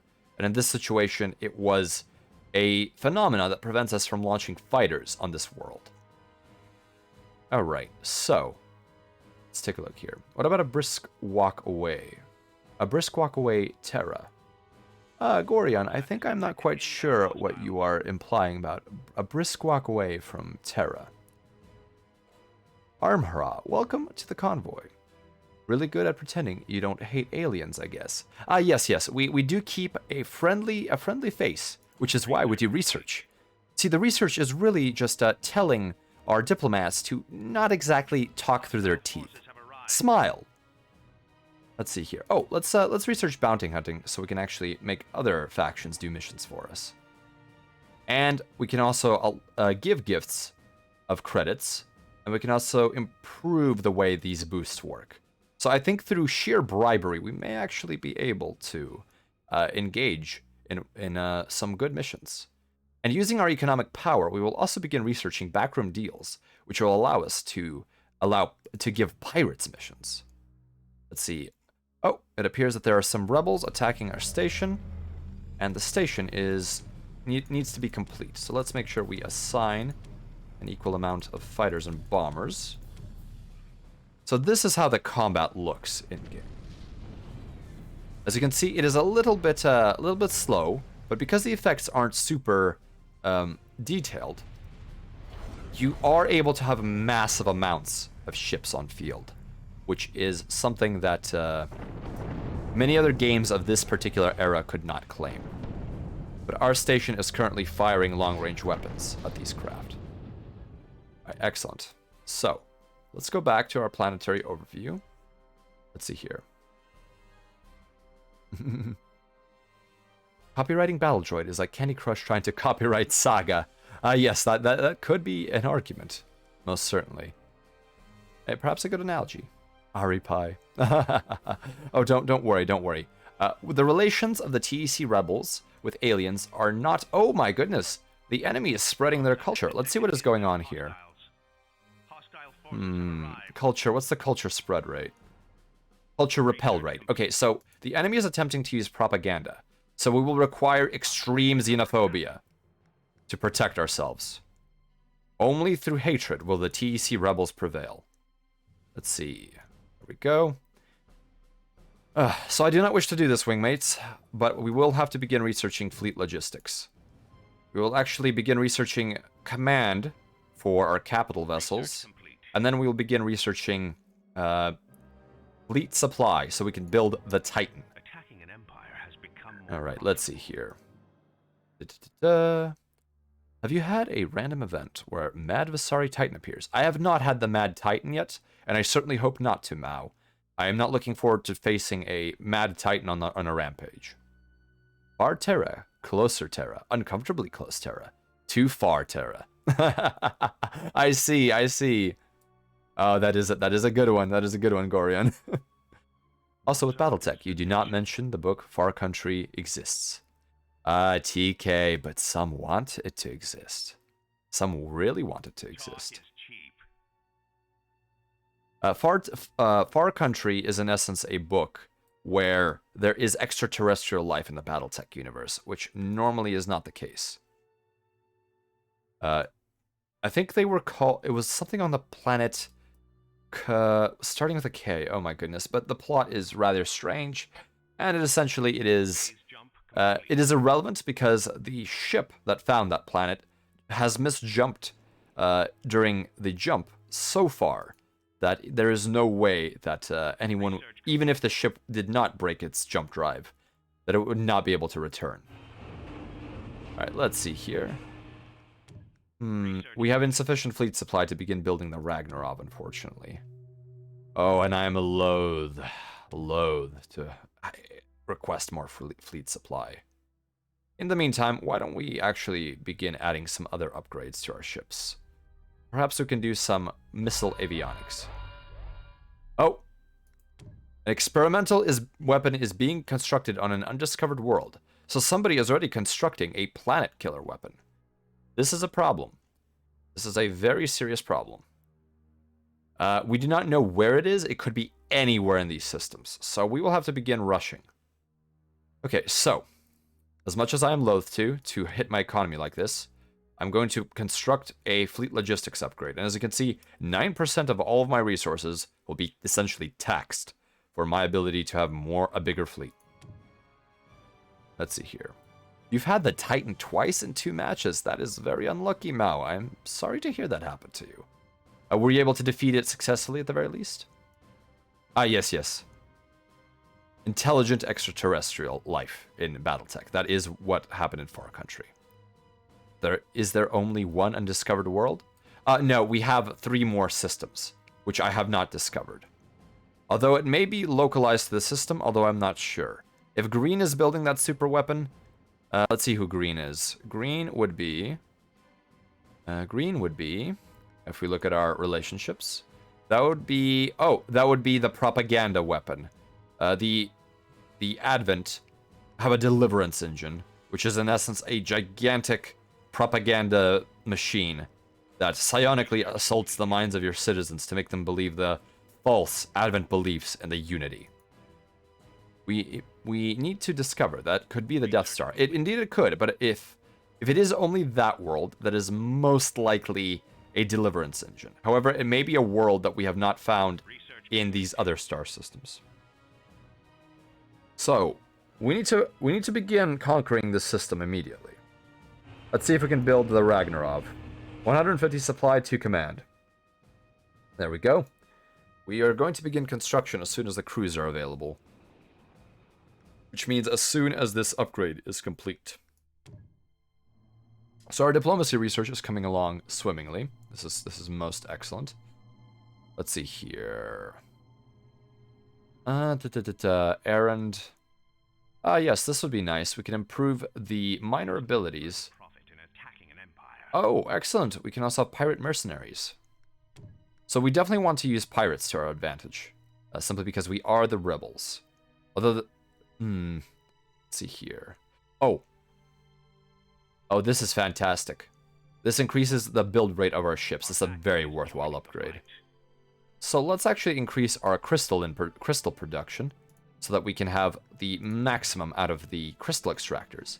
And for those not aware, the 3 resource types in Sins of the Solar Empire are crystal, metal, and credits. And credits are simply tax income. All right, let's see. What's going on in Acheron? We have some of our own insurgents. So insurgents are essentially non-controllable vessels with this little fist icon tacked above your own empire's icon. And they are fighters on your behalf. They believe so much in the cause of your empire that they will fight for you. Which I think is their loss, because they end up simply being killed most of the time. But it certainly annoys the enemy. The first time, the Mad Titan luckily smashed itself against my most heavily defended planet plus starbase. And the second time, someone else had to deal with it. That's fantastic. That's fantastic, Mao. That is very good when your fortified planet is the one that gets attacked. So, now that we have more, we can build another trade port here in order to increase our economy, as trade ports bring in income. And we can construct a orbital refinery, which, if you have 3 adjacent planets, the orbital refinery will be able to assist you in extracting minerals from 3 adjacent planets. And since Iron Mouse, the planet of metal, has 3 adjacent planets, at least, we will be able to extract more minerals. Let's take a look at Alaric. Alaric may also have another extractor. Let's see what the stats are on it. Oh, yes. We have orbital refinery income. So in our summaries, which unfortunately are hidden behind my portrait, we can see how our resources are being output. This game is all about the details. Okay, let's see here. Structure complete. This starbase, we will not put a trade port in. What can we put here? We'll probably have that planet be very aggressively built for... very aggressively constructed for trade, for industrial output. So we will actually build tactical structures by this starbase because we do not want to lose this planet. We will construct a repair station, and we will construct defensive hangar structures, which will allow more fighters to be present on this planet, in addition to providing flak cover. So let's make sure we equip each of these with a build queue for fighters and bombers. And generally I like having an even mix of fighters and bombers because they are effective against different types of craft. Okay, let's see here. So, the enemy is sending scouts.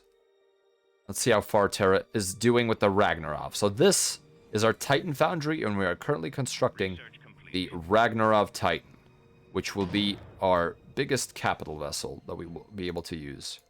We will also construct another capital ship. Let's see here. Oh, hostile forces at Velik. So right now we have a Khan-class battlecruiser, but I think a Sova-class carrier would be an excellent next addition to the fleet. So we will build a Sova. And that will be... Let's see, that will be constructed here in the capital ship foundry. Let's take a look at that. Oh, here we go. Oh, goodness. Here we go. So this is the capital ship factory. Formerly, this used to be the largest possible factory. But as you can see here, we are now constructing a... Oh, no, that rally point isn't correct. I do not wish to have the rally point there. There we go. I really like that you made the metallic planet Iron Mouse. Well, we were looking for VTuber names, and I think it was quite appropriate considering that this planet only has metal extractors. Let's see here. Your Rebel's right. The TAC Rebel Titan is awesome. Tiny for a Titan, but it packs a ridiculous punch when it's leveled. Yes. Mao, we are indeed playing Rebels, and I cannot wait for this Titan to be complete, because I will immediately go on the warpath. So, what other military research can we do that can improve our Titan as it goes into the fight? Let's improve our advanced maneuvering. This is very nice because it improves the turn rate of our capital ships. And additionally, we will want to improve our efficient generators for antimatter. Antimatter is basically the mana of this game, and ships use it to cast certain special abilities.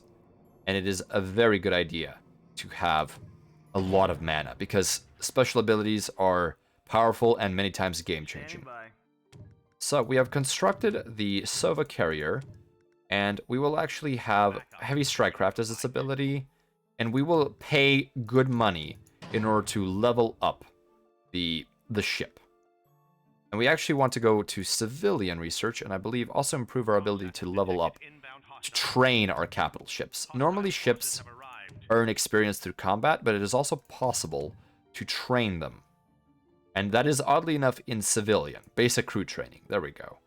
New instructional techniques are developed, allowing novice capital ship crews to reach higher levels of experience through training. One of our foes is building something. Uh-oh, someone is building a Titan. That is a problem. I do not know who is building a Titan. Could be anyone. But now that that is the situation, we need to make sure that we use our own Titan to our advantage. And when is that Titan going to be complete? Let's see here. Maybe the research is not complete for the Titan. Let's take a look at military. Oh no, all of the research is complete. It's simply just going to take a while. And let's continue improving our defenses. So quick Gauss capacitors actually helps our Titan, and it helps another defensive structure that we have, which is the Gauss defense platform. So let's actually make sure that we improve this to max level, because it will. All of these improvements will really help the Titan in its combat efficiency. Penelos, where is Penelos? Oh, it's more insurgents. So right now we unfortunately do not have a lot of capital ships to spare, and our highest level capital ship is currently based here. And let's see here. It is rather fitting indeed. The Titan needs a little micro with its overcharge ability combo to snipe, but it's very strong. Indeed it is. We will actually turn off the auto cast on those so that we can use them correctly, especially against enemy capital ships. So I believe the Ragnarov is nearing completion. It is, yes, there's only the tips of the very top that need to be completed in order for it to launch. So we will try some Titan micro, Mao. I think that is a good idea. Those insurgents really like dying for your cause. Indeed they do. Indeed they do. It's a little bit silly on their part, but I'm not going to ask. So let's make sure that we. Oh, is the Titan ready? Yes. The TDD Argonis has been launched. Uh-oh, experimental weapons are being constructed all over the galaxy. This is a problem. So here is a standard capital ship, in this case the Sova carrier, and here is the Titan. It is simply bristling with armament. So let's form a fleet using these two ships. Let's see here. Tactics management. We're going to create a fleet. And now we are going to send that fleet, making sure that we have... All right, let me grab the fleet, and we will make sure that our jumps are coherent. Okay, and let's actually begin jumping to Velok, so we can attack Penelos. We are going to be defensive with red, but with purple we're going to be offensive. So let's actually use tactical slots on a planet that we don't care about, and construct our own super weapons. We need research for those super weapons. So I think we will continue researching missiles to the point that we can research the Novolith, which is our particular super weapon. Unfortunately, we will have to do this, but we will benefit for our missile vessels. All right, let's see here. And we can already... Oh, that is interesting. Oh, the Novolith costs 6,666 because we have upgrades that reduce the cost of construction. So let's go back to civilian and see if we have any other cost research reductions. We may need pillage war chest, which gives us credit if we bombard the enemy. And also we will want savage thrill. fury overtakes the fleet as it bombs enemy planets, granting ships a faster rate of fire and an increase to weapon damage. So we will want that, because we will planet bomb. Let's see here. What other upgrades do we want from the civilian branch? Let's increase our huge cargo holds. Your cargo holds are huge! Rip and tear! Rip and tear! Planet development finished. I unfortunately messed that particular comics dialogue up. Let's see here. Okay, I think most of these... Research complete. Catastrophe recovery, critical mass. Critical mass will make our culture stronger against other cultures, so we will research that. And diplomacy, we will research some further diplomacy relations here, because it appears that it will be an issue. DC ambassadors lever the populace. Oh, interesting. So here we can have labor negotiations. That is a good upgrade to have, because it will increase the build rate of ships and structures, which is very good, especially if you take it earlier on.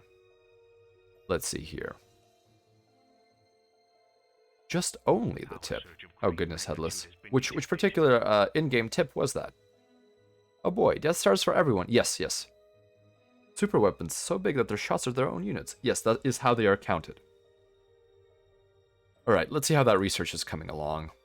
For military, we are moving along in enhanced missiles, enhanced ACM, anti-countermeasures.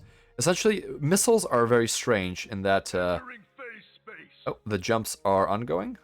So our fleet is now jumping. Oh, let's make sure that we make sure our Sova carrier has its abilities selected. And I much prefer heavy strike craft. And we'll use missile batteries also, although embargo is a powerful ability too. Let's see, the Titan also requires fighters, and we need to select its abilities. So, the Titan can have these active abilities, and it can also have passive abilities. And passive abilities are very simple, and they simply allow you to increase the strength and such. I am a big fan of passive abilities, but Snipe and Overcharge are very powerful. So I believe that we will probably use Snipe as one of the abilities, and perhaps we will actually increase the... Ooh... You know what, we'll increase the strength of the hull before it fails, because this Titan does have some vulnerabilities to begin with. Alright, let's see here. Now, do we want any ships to back up our Titan? I think we do, so we will use this naval factory to construct a number of Javelin LRM frigates, which are incredibly spammable and incredibly handy frigates. Although we will not have many of them, unfortunately. Let's see here. How's our research going? It's moving along. Our defense research is also improving. And one thing we will definitely want is, at some point, to have the auxiliary government option, which will prevent planets from being lost, even if control of the planet... If the control of the planet is lost, either due to a rebellious population or due to death of the population, the auxiliary government will allow you to, from a orbital station, maintain control. So let's continue doing all of these upgrades for defense, including a planetary shield, which should assist in the defense of our planets. And on the front lines, that will be important. Let's see here. So Mintaka is producing frigates. We will not have many of them, but it is better than nothing. Although I could have produced Petcheron light carriers if I have researched it. So let's see, we apparently have some missions waiting for us. Destroy ships. I'm afraid that I cannot really target them readily. Let's see here. Does anyone else have a mission for us? And missions are essentially diplomatic... I guess diplomatic... Oh, someone offered us a trade alliance. Interesting. Okay, let's see what other pacts we can have. I can give them money.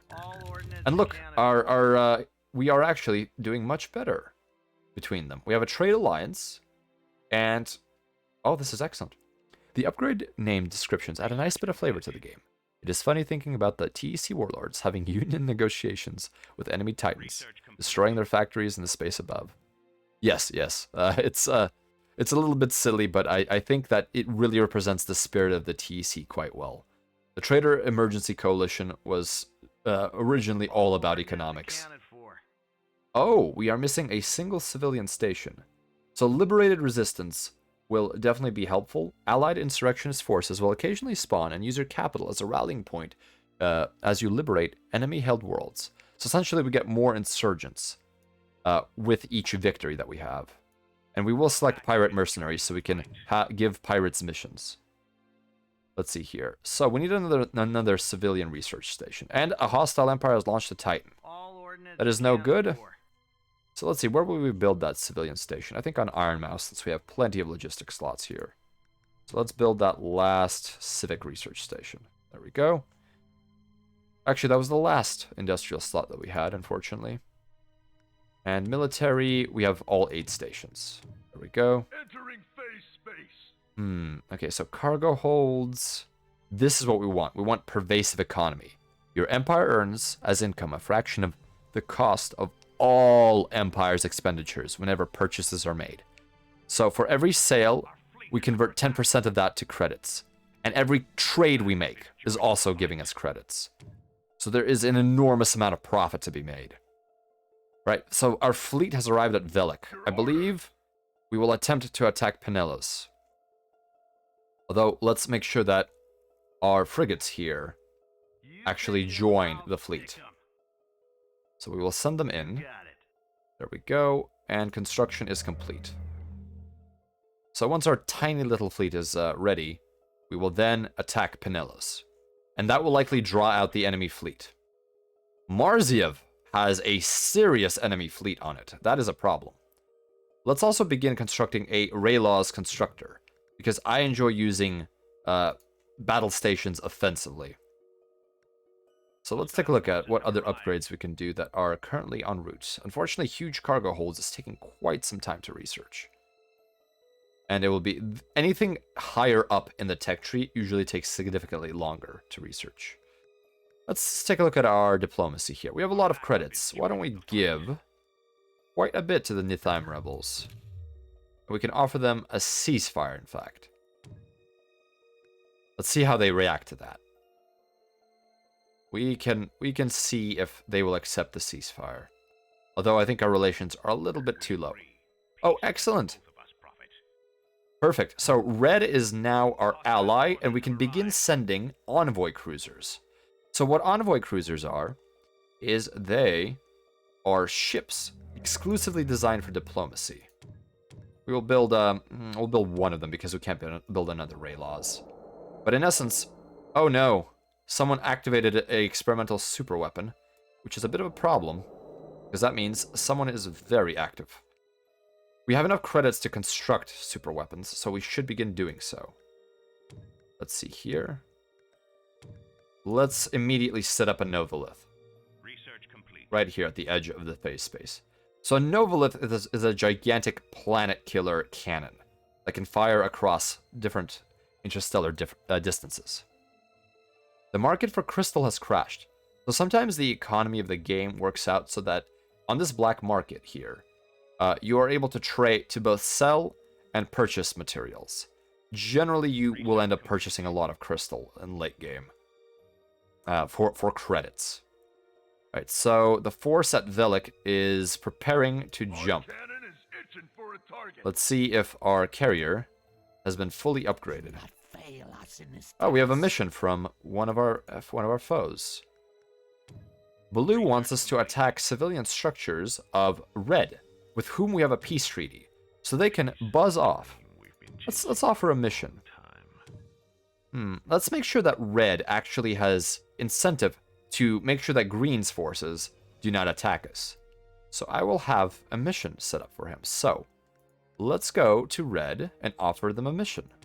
We will have them attack, not Provians. Friendly fleet. Actually, Provians. They will attack a planet. Complete. No, let's simply have them kill ships. Let's have them kill at least 5 ships of the Provians, and we'll offer them the standard level.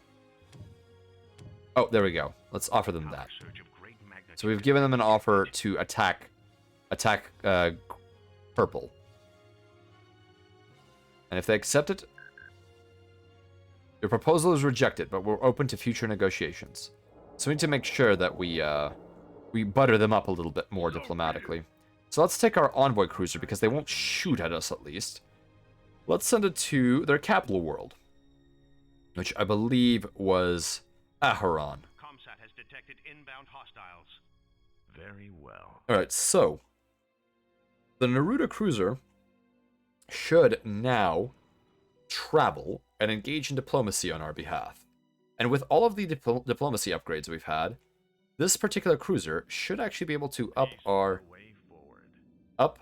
power with, or up our relations significantly. So let's make sure we move them into position to Aharon. There we go.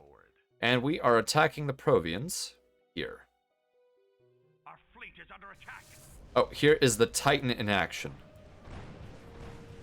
Absolutely beautiful, beautiful weapon. There it goes. Beautiful.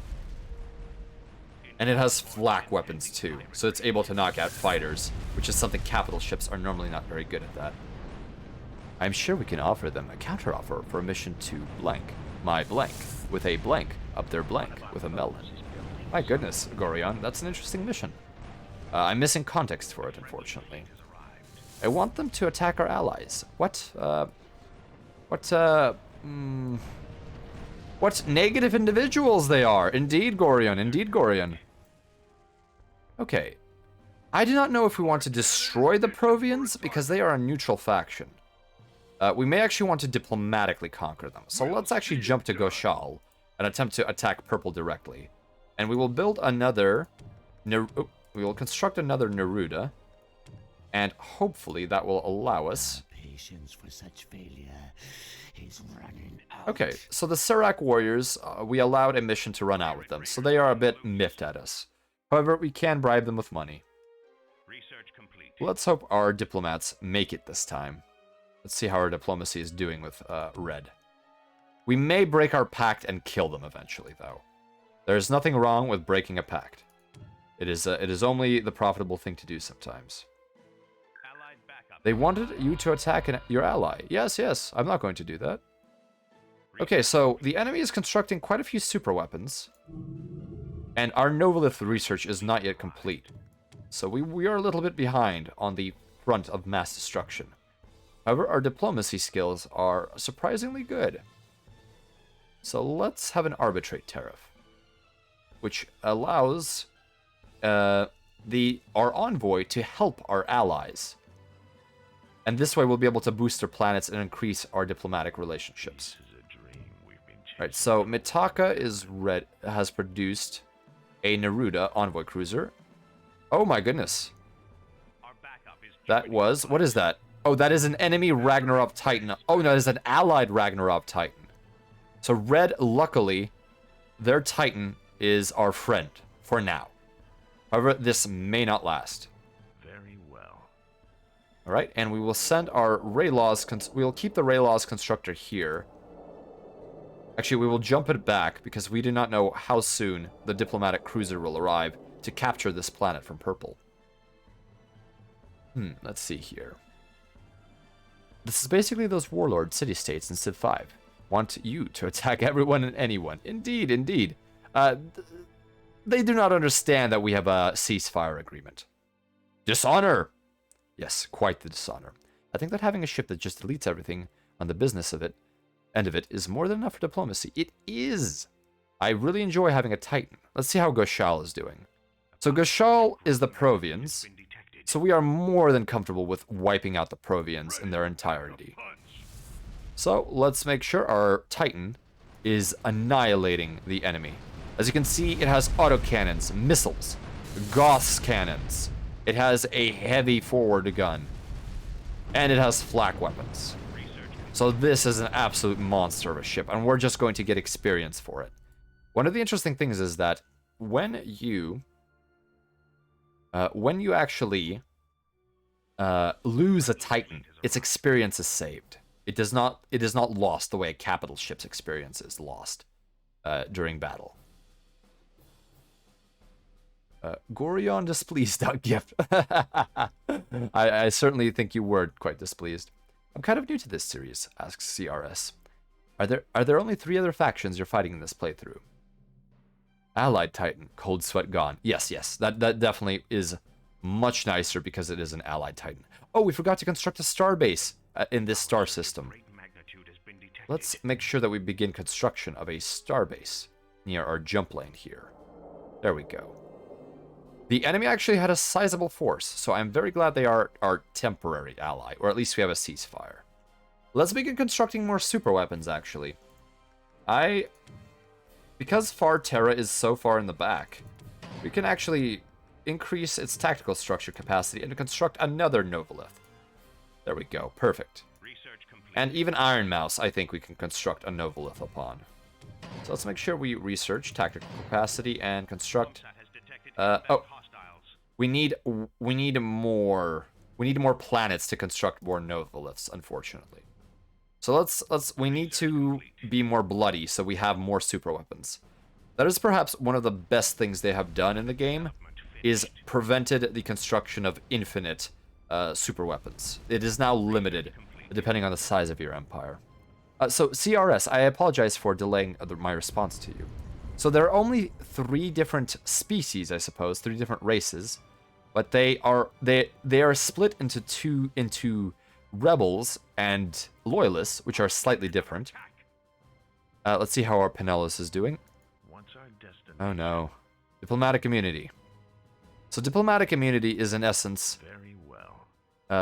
the Neruda preventing anyone from firing upon the cruiser. This is invaluable to a diplomatic vessel. Very well. So let's hope the Neruda is able to capture Pinellas. Oh, there's an enemy envoy in there. That is the issue. We cannot capture the planet. So what we're going to do is we're going to bomb Goshal into the Stone Age.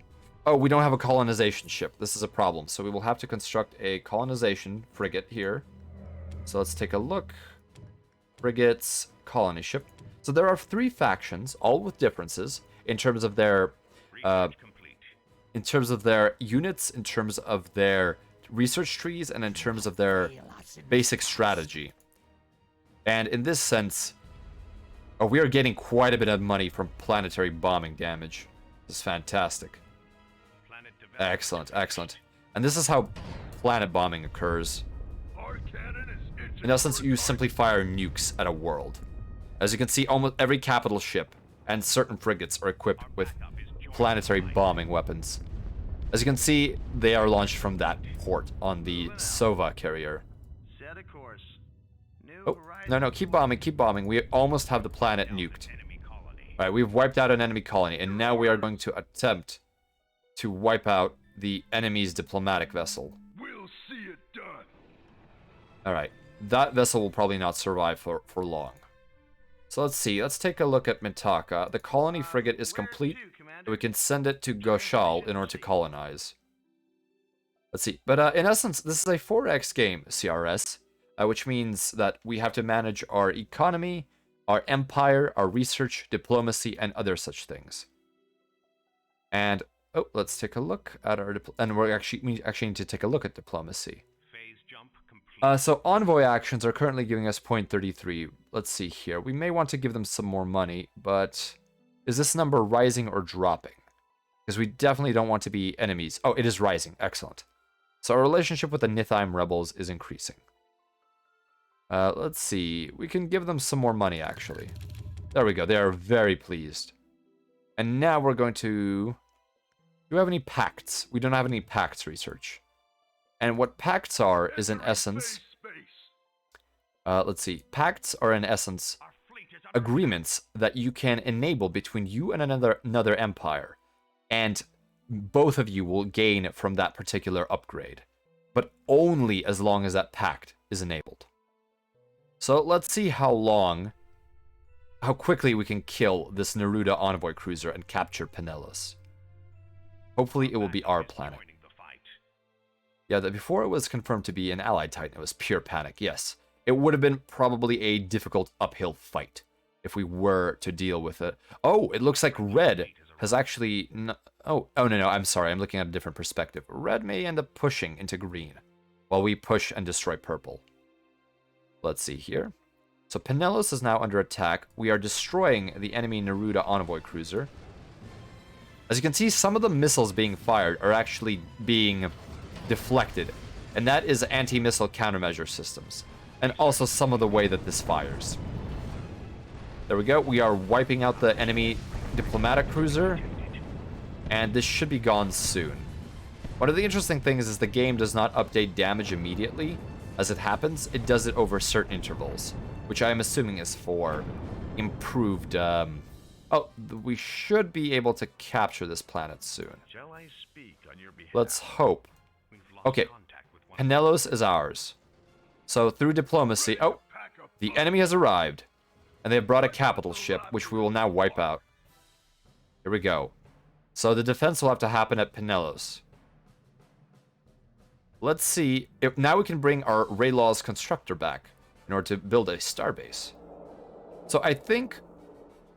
Since I do not want to spend too long on this particular session, why don't we do our best to annihilate purple, and then we will return. Then we will terminate this session.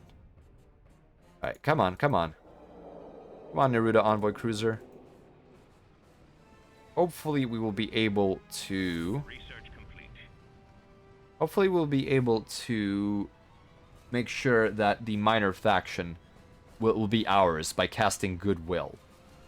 So we are waiting for our recharge here in order to cast Goodwill again. Let's make sure we cast Goodwill. There we go. Hopefully that will work. So the enemy is essentially lost. Oh, we are actually fighting them right now. So we need to jump to Goshal and recolonize it. Okay, Pinellas is ours. Perfect. So we can use the Raylaw's constructor in order to build a starbase here, which we will likely use for economic purposes, but it can be used for offensive purposes too. So the enemy has another Neruda Envoy cruiser, which we must destroy before we do anything else. It would be very bad if they... Oh, interesting. So, every minor faction has a different power. Well, allow me to look at chat, please. I apologize, wingmates. The fire rate of a Titan is brutal. Indeed it is. The Titan, especially with all of the upgrades that we have, is very powerful. So we are constructing the Novolith now, and we are finishing off our final missile upgrade. So let's make sure that we continue our research with improving autocannon damage. And likely we will also want a repair frigate, or repair cruiser. And we will also want to improve our lasers, because that will benefit most of our vessels. But yes, efficiency generators, so we have more antimatter for special abilities. Let's take a look at defense. We will want to improve our planetary shielding for when we construct that, and we will want to improve our jump speeds. Actually, let's see what we can improve first. Let's improve our cultural spread. I think that is important. Become more profitable. Okay, here we go. Our culture is spreading, but not very rapidly. Let's see. Titans are surprisingly vulnerable if you don't use them right. A properly built up starbase with hangars and turrets can take it out. Indeed, Mao, that is very much correct. A Titan is powerful, but it does have its limitations. So let's attack Goshal. The enemy fleet is at Goshal, and they are currently fighting some insurgents of ours. The enemy has a Sova carrier and a single Pesheron light carrier, and 2 Hoshiko repair cruisers, which we will attack first, because repair is a problem. We'll focus fire on them. I played some similar games. I just don't know a whole about the series as a whole. CRS. This is not perhaps a series. This is only one game, although it has been updated so much that it has had a long legacy. But in essence, you basically manage your empire to construct vessels, and then you engage in RTS-style battles, as we will right about now. So we have jumped into the system, and we've immediately begun firing. Oh, they have a Corsair battlecruiser. So purple is doing their best to attack us. They have more capital ships. Oh, and they brought in an Ankylon. Damn it. We may not be able to handle this fight. Your orders. Let's see if we can brutalize the Ankylon. A friendly fleet And what level is the Ankylon? And we have leveled up our Titan, so let's improve our weapon mounts. And have... and also improve our magnetic containment for more antimatter. Let's see what we can do to this Ankylon. The Ankylon is a defensive Titan, but we are an offensive one. So actually, let's focus fire. What happened to my Sova? Where is my Sova? I can't quite see it. Research complete. Where is it? Where is it? Did the Sova get left behind? Shields are down. Okay, so our Titan shields are down, but that's not that big of a deal. Oh no, our Sova's shields are down. We need to pull it back. So the Sova is rather crippled. We need to pull away. And the Ankylon is not taking much damage. But first, we will destroy the enemy capital ships, if we can. Oh my goodness, the enemy has a significantly larger fleet than we anticipated. We may have to pull away. Right, in this case, this starbase may actually have to be defensive in nature. So, let's make sure we begin constructing that. Go up to full weapons and begin constructing hangars. And unfortunately, our enemy will... This is an ally, so this may not go as planned. Alright, our Titan shields are down. We have a problem, so we need to jump away immediately. You don't have to tell us twice. Hopefully we'll be able to repair because Penellos appears to be ruled by a faction. Autocannon set to fire at will, indeed. Let's see here. Is there something really satisfying about supermassive warship turn smaller fleets into confetti? Indeed, although we are about to be turned into confetti ourselves. So our carrier just leveled up, so let's make sure we level it up. And we are beginning our jump away, so we will clearly need more cap ships to take this planet. This is a problem. This is a significant problem. Good thing we are allied with Red for now.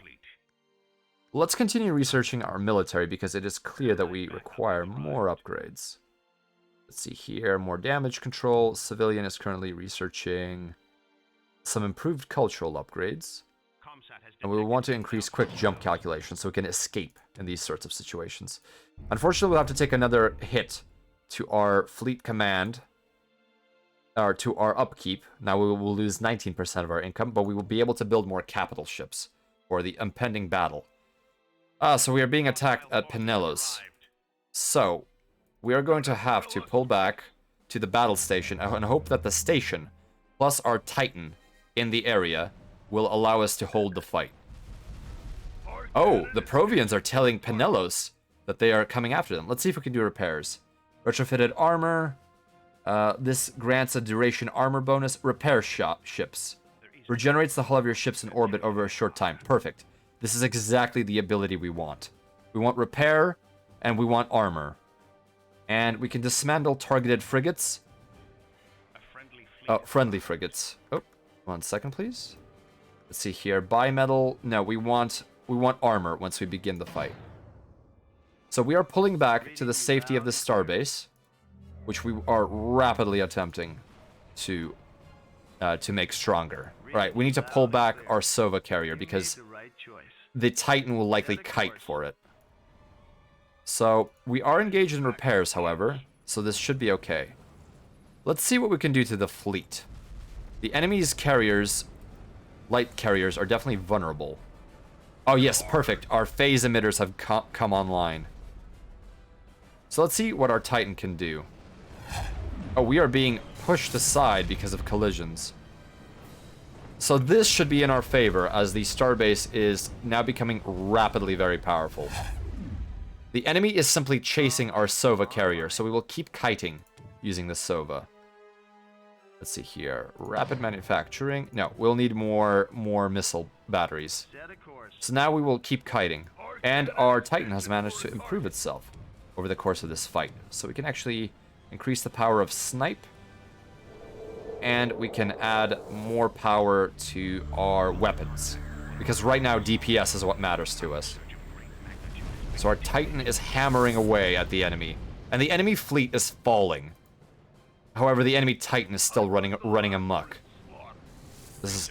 Alright, let's see how the Sova is doing. So the Sova will simply have to make sure it keeps running around the grav well in a wild goose chase. And has our envoy is safe, luckily. But Penellos is no longer under our control, unfortunately. Let's cast Goodwill. I do not know why Goodwill is not being autocast. Alright, let's make sure we add armor and repair shop. There we go. A friendly fleet has arrived. So this should help us with the protection of our vessels. There we go. Okay, excellent. I think we may be able to actually hold this position. That Titan stands no chance against our Titan plus an enemy base. See here. Excellent, excellent. Alright. So our Titan will now assist in the destruction of the enemy Titan. We'll destroy every last one I of them. think they will run away, but now that their fleet is crippled, we do have an advantage. Allied backup has arrived. Actually, let's assault these Javelin frigates because they are essentially free experience for our Titan. No, no, no, keep moving, keep moving. Keep moving, Sova. Yes. Is it turning off due to factions allegiance? Titans and Caps can sway allegiance. Yes, that may be the case. I'm not quite sure. I do have autocast enabled on Goodwill, but maybe there was a condition that outright prevented it. Here we go. We are blasting away at the enemy Titan, and we have more firepower than the enemy Titan. The TDN Kinesia. Alright, keep running, Sova, keep running. Just keep running, and now the Titan will stupidly enter the range of our starbase. They have made a terrible mistake. They have made a very, very bad mistake. In attacking an empire. Alright, so we are currently ripping the enemy Titan apart, and thus we will be able to resume our attack Your orders. once it goes down. Let's see where our colony ship is. Squad leader here. I believe we have lost our colony ship, so we will need to construct another one. Not only will we construct a Raylaw's constructor. Contact with one of our planets. Wait, we've lost contact with one of our planets? Which one? Oh, Penelos, because it keeps shifting allegiance to the blasted Titan in question. Research complete. Oh my, are we really going to engage in this goose chase? Right, let's make the Sova come back. This Titan is not knowing what it's doing. It is about to blow up. As long as it doesn't destroy my Neruda. Alright, we've cast Goodwill so we can do repair bots to hopefully keep the Neruda alive a little bit longer. But that Titan is about to go anyways.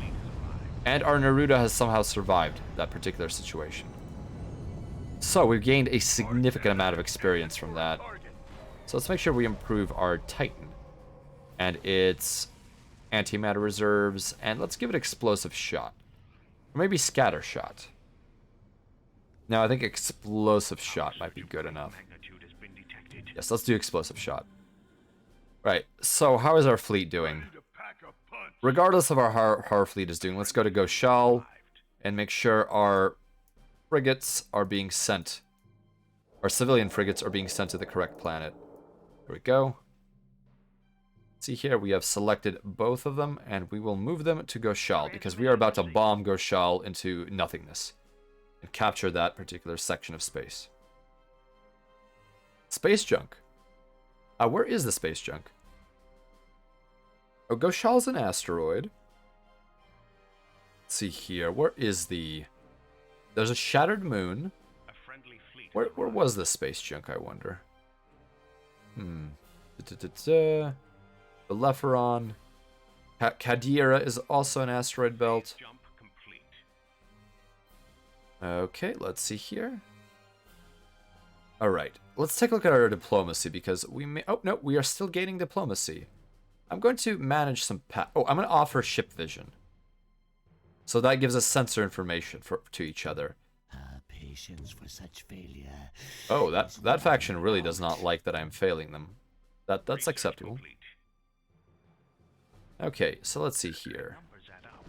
Let's do this. The numbers add up. Let's do this. Excellent. So they've accepted our offer. Penelos is under attack again, and we have completed our upgrades, so we can make sure that our starbase Magnitude has fighters. So this way, I do not think that purple will be able to recover. Attention for a target. Oh, and as you can see, red is actually jumping to attack green. Perfect, perfect. This is most excellent. Space. Let's offer some missions to the pirates.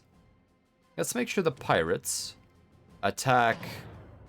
yes, green and we will pay them a significant amount of money. And hopefully they will accept our mission to attack. Perfect. They've accepted our mission. So they will also wreak havoc on green. Our backup is joining the fight. Oh, thank you for the clip, Headless. I don't quite remember what I said there. That might be a problem. Alright, Orders. here we go. Planet Bombing 2.0. A friendly fleet is Let's take a look at our research. Make sure Oh, since we have purchased the correct things for capital ship construction, let's actually make sure that we move capital ship production somewhere else. So let's build a logistics structure closer to the front line and build a capital ship factory right here. an impending pirate raid. There we go. And once that is complete, I would like to construct capital ships. And this time I will build a coal, which is a battle vessel. And perhaps I will build a Dunov, which is a support battle cruiser.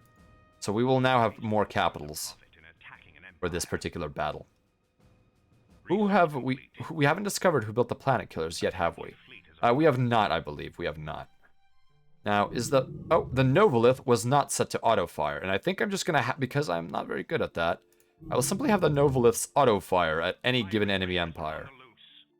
And that will hopefully disrupt them, There is no further to say the point in least. attacking an empire.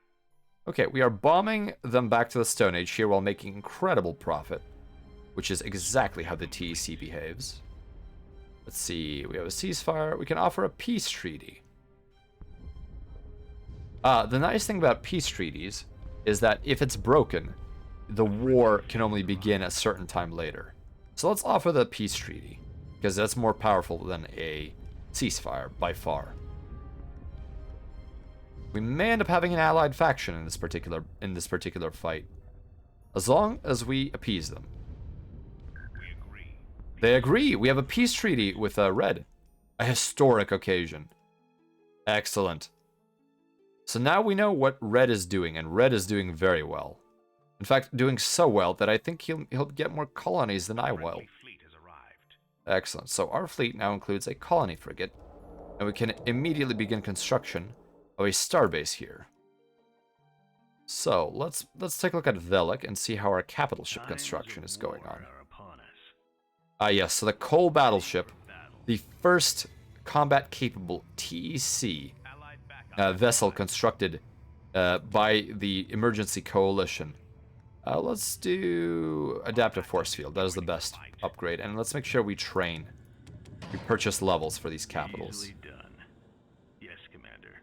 At once. Let's see here, and we are constructing the other vessel. Research complete. A friendly Perfect. fleet has arrived. Excellent, excellent.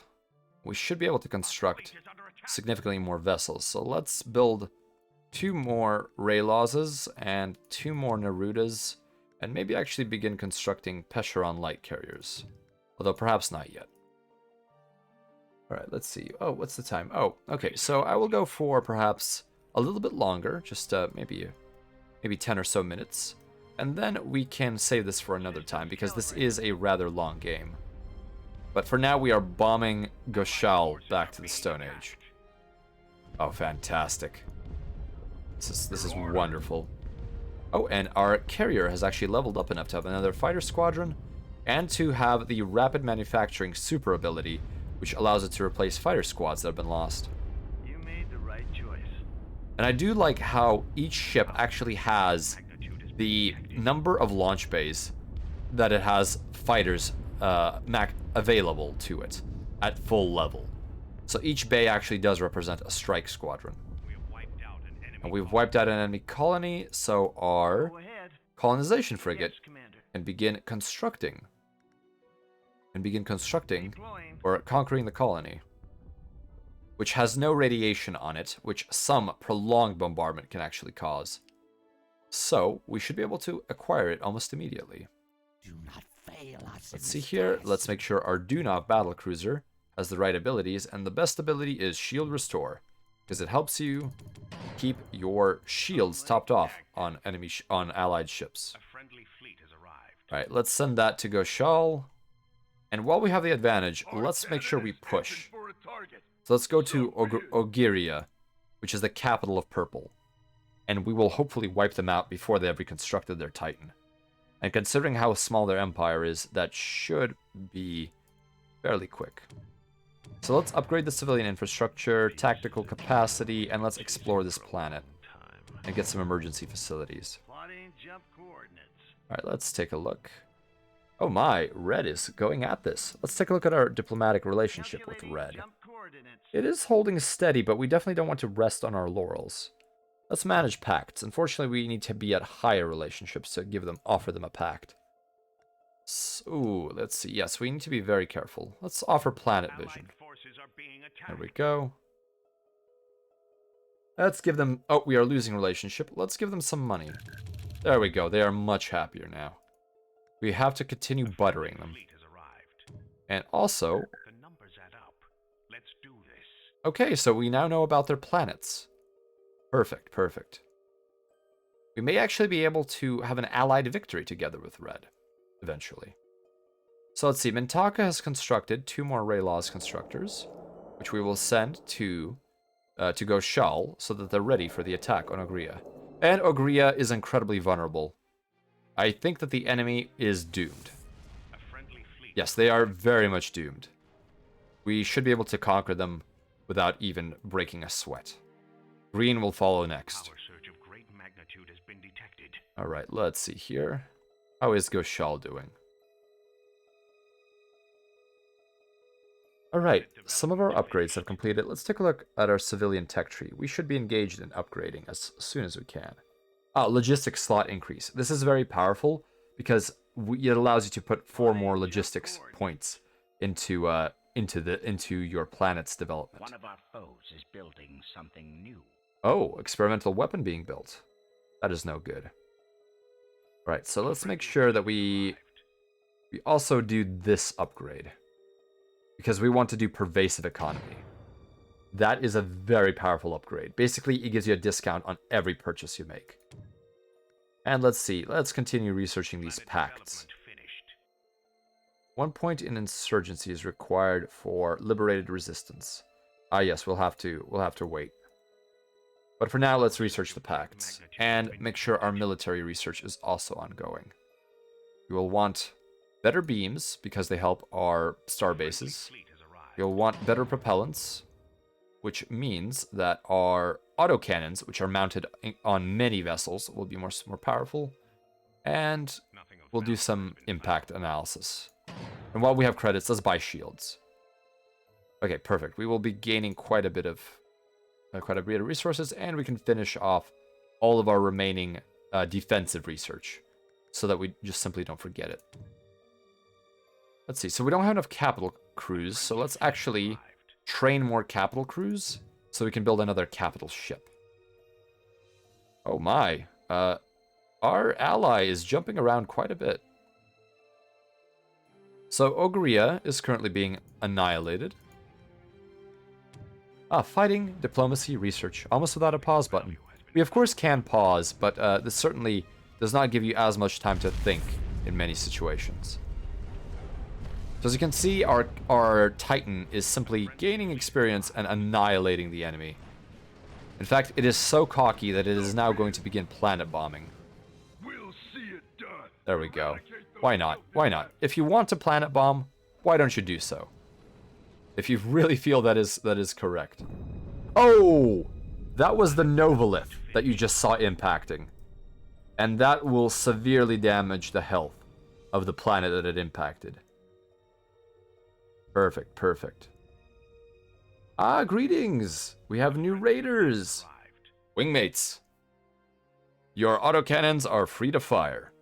Prepare to defend the bridge. Egg, welcome, you scallywag. I see that you're engaged in some piracy. Not enough income for you running a nation, is it? You have to moonlight as a raider. How was Victoria, Egg? Did you have any success? A friendly fleet has arrived. Yes. Yes. Germany is broke. After fighting everyone, but we won. That is sometimes what happens when you engage in war. But I'm glad that you have won. What was the victory condition for that in particular? Let's send more diplomats to Yakutia and Minerva. Because we need to increase our relationship with Red, so that Red does not stab us in the back eventually. Research complete. Research complete. There we go. And Ogria will be ours within the fortnight. So I think when we... Fleet has arrived. let's see here. Let's move our capitals into position to join the fleet at Ogria. And we can move our civilian colonizer to Ogria. In addition to one of the both of the Ralos constructors, which will allow us to build star bases. There we go. Return fire! Get the beater!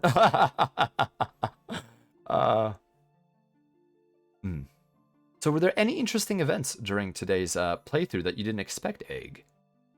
I know sometimes some games have random events that were just absolutely out of proportion. And if we saw, as Mao mentioned, one of the Rogue Titan events, this game would get very interesting.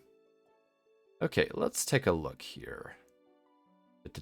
Oh, we can't call... oh, I see. So that planet is dead. In fact, I think a lot of these planets are dead. Calculating jump coordinates. But we will conquer this planet and we will colonize it. We are slowly wearing it away. Okay, reinforcements have arrived. And now we have a bigger fleet and we can... Oh no, someone is constructing more experimental weapons. There's no good. Let's see if we can construct another Novolith cannon. Yes, we can. Perfect. And the Novolith is an interplanetary cannon. I had France, Russia, Italy, Netherlands, and Scandinavia on all fronts, just to focus on one front at a time. Wow! That is an incredible amount of battling that you were doing. That is very intense. Sorry, I hit caps lock instead of A. Oh, don't worry, of course. I think we understood. Intel reports an impending pirate. I'm surprised you were able to keep up with all of those battles happening, Egg. It's non-trivial to say the least. So let's watch a population be annihilated with atomic weapons launched from capital ships. Just casually throwing nukes at a planet's surface. This is how the TEC does it. Every faction has its own way of planet bombing, but the TEC simply bombards the planet with nuclear weapons. What a fantastic system. A 7-nation army couldn't hold you back. How about you, Spacer? How go your wars? Well, we actually were playing Homeworld to begin with. However, it appears that one of the missions glitched, and as a result, we are unable to complete it. So I will have to go back on my own and attempt to complete it before anything else happens. And as a result, we ended up playing Sins of a Solar Empire. Perfect. We have obliterated the enemy's capital. And we can colonize it immediately. So let's make sure we do that. We'll colonize it, and I think we will wrap up for the evening. Apologies, Egg. Thank you for the raid, but I do not want to run this game too late, as I do have to prepare for Yuri's Night on Saturday, and I would like to be a little bit fresher for that. Oh, there would be plenty of Fallout, but I think that it is little enough that we are willing to send in colonists already. That ship is a real hero. Indeed, indeed. I'm glad you understand, Egg. You know full well the power of sleep. So yeah, the Titan is most certainly the MVP right now. We are utilizing this massive capital ship as a bludgeon to expand our empire. And we are allied with a faction who does the very same thing. Alright, so we can begin constructing a starbase in this system. Simply because we have captured it. And excellent, we have obtained a new colony, and it's a Terran world. So it'll be absolutely fantastic for our population and thus our tax base, because taxes are what feeds your empire here. All right, so we've captured Ogria, which is excellent, and so we can save here and resume another time. There's one excellent thing about this particular game system, is that it is very amenable to starting and stopping and restarting. All right, I think we've saved, so we can close, or we can quit. There we go. And we will terminate the simulation. Quit game. So we can actually look at the numbers that we had. We had, oh, I see. I may be able to see the enemy, so I actually won't zoom out too much in the event that I see the enemy system. So blue got wiped out, as indicated by the terrible statistics here. So our credits are higher than anyone else's. Our metal is still higher than anyone else's, although blue, who is likely alone in another star system, is actually doing very well. Our crystal is holding pretty well. Once again, blue is our main competitor, so we may have to fight blue to the death. And blue has a very big fleet, and we are almost dead last for our economics, for our capital, for our fleet composition. And we do have a good amount of capital ships. Only red is doing better. And pretty much everyone has a Titan at this point. Structures, we have quite a few. And we are actually lagging behind the blue faction in terms of the planets we have conquered. So we must simply destroy blue eventually. That will likely be the biggest enemy. Death and taxes apply even in the 30th century. Indeed they do. You will never escape taxes as long as governments are around. Contribution to a mutual fund is a pretty typical form of human contract. Space AT&T says, "Pay your bill, buddies." Yes. Space AT&T or Space Comcast is a reference to Comstar, which is an interstellar communications company in the BattleTech universe. All right, let's go to the station. Here we go. All right, wingmates. Well, thank you for dropping by. I apologize that we were unable to play Homeworld, but we did end up playing a different form of space RTS, I suppose. Very, very different, but I do enjoy the slower pace of Sins at times, and I think this was a fairly relaxed stream. So I hope that that was enjoyable to wingmates. And unlike Comcast, provides pretty reliable service. Yes, Gorian, indeed it does.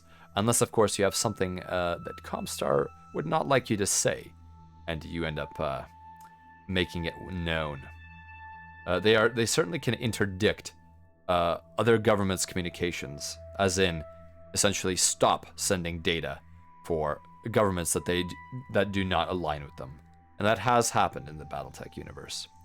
So exactly as it is now. Indeed. I still think you should try Stellaris. I would be happy to help you learn. Actually, I help teach a group of players who play multiplayer on Fridays. Warhammer Dad, thank you for the offer. Right now, I have a few too many pots bubbling on fires. So I think I should make sure that I do not overextend myself. However, Stellaris and Endless Space are both games I'm interested in, but I think it will take some time before I start playing them, and even more time before I start streaming them. So it's mostly a matter of time and energy, that I will say. Let's see. So I hope that was amenable to you, wingmates. What about Elite Dangerous?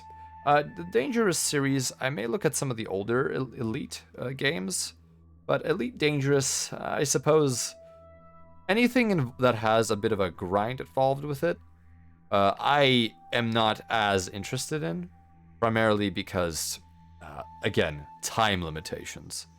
Unfortunately, taking care of the wishful thinking of my business, of my own needs, and of quite a few different games that I have running right now is difficult.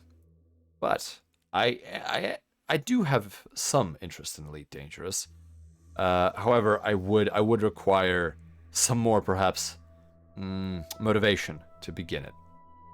But those games are a good time, but have a learning curve. Indeed, Therazul. I think that they look very interesting, but the issue is, again, the learning curve takes a bit of time. I like how in universe, and this is the BattleTech universe, the best currency is the C-Bell, the amount needed to send a 1-second message by Comstar. I think there was a particular data amount, but yes, that is the way currency is connected to the C-bill. Always too many good games, not enough time for them in a week for all of them. Indeed, egg. I think that is very much the case. Well, thank you, Warhammer Dad. I will certainly let you know if that's the case. I will likely announce it if I will announce it on Twitter or even on stream if I will be playing Stellaris or Endless Space. So, very much so, I will make it known that that would be the situation. It is a very fun game. Oh, you're not on Twitter. Well, it will probably be announced on Twitter. I'm sorry, it is difficult to keep up different. I suppose different social media accounts simultaneously. I do manage them manually. I do not have a electronic intelligence automate them. But I will put it on stream that I will be doing one of those when I do it. So much to learn indeed. Oh, very understandable, Warhammer Dad. But I am involved in virtual streaming. So unfortunately, it comes with the territory. Or perhaps for better or for worse, it does come with the territory. Well. So, Wingmates, I think in terms of announcements, I am still creating the final plan for Yuri's Night, which will be this Saturday. But it will be a celebration of human spaceflight. It's, at least according to the Terran internet, the 60th anniversary thereof, of Yuri Gagarin's flight into orbit. And so for that, I will be doing several activities, likely doing a bit of a historical context for the Gagarin launch, along with a watch-along of the launch itself, using footage. I may do a short karaoke for songs appropriate to the thematics of Yuri's Night. I will also be reading some fan fiction from the Far Suns Coalition regarding an event that is also important to our particular history and space as a true nation and not simply as a ragtag band of planets with a common goal. And I will likely also play a game of some sort. Perhaps Kerbal, perhaps Free Space. It may depend. I may actually put it up to a vote which particular game would be preferred for Yuri's Night. Yes. I cannot promise that my karaoke will be Edinburgh. It may not be powerful, but I will do my best to sing with a soul, even though my pitch and control may not be as good as those who practice a bit more. And again, most of it is practice at this point. So I apologize in advance for any damaged eardrums or psyches. We will do our best. Oh, no worries. This will likely be a multi-day event, but the karaoke will likely be unarchived or only backed up to a site where content checks are not as stringent, mostly because there may be content matches, and what's the point with muting? Yes. You could read science manuals again. I certainly could read something else. But I will be reading fan fiction, so there will be some sort of reading. Well, we shall see. Apologies in advance if I do not have a long set. A lot of these songs are new to me, so I will be learning. If I do not know them well enough, I will not sing them, simply because I do not wish to, have a subpar product. Yes, I am most certainly looking forward to a live celebration. All right, Wingmates. Well, I think that is the big thing. Allow me to actually fire off a link here. Yuri's Night. And those are the actual official pages for it. But if you wish to keep up with what I will be doing with any schedule publishing and the like, here is my Twitter. And hopefully that will assist you. Let's see here. Well, I had an enjoyable time, Wingmates, even though Homeworld managed to jam up on us. I will have to resolve that manually, so for now, Homeworld Classic is on hold until I can deal with that particular issue.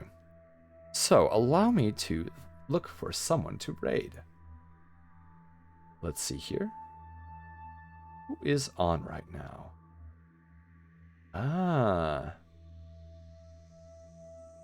Marooney is online. And I She has raided me in the past, and I greatly appreciated it. So I think we will raid Maruni. She is playing Final Fantasy IV on the SNES in a blind playthrough. And she is not on break. There we go. I think we will do that. If you do not mind, wingmates. Of course, feel free to step away from the raid. You are never pressured into coming along. That is only for those who wish to keep spreading the message and enjoy, the target in question.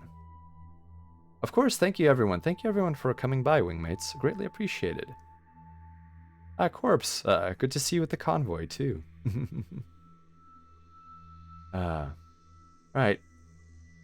Everybody, here we go. Let me see if we have any new wingmates. Let's see here. Labanina. Armra. Welcome to the convoy. That is much appreciated having you around. Okay, here we go. Let's begin the raid process while we move to the credits. Here we go. There we are. Raid Maruni.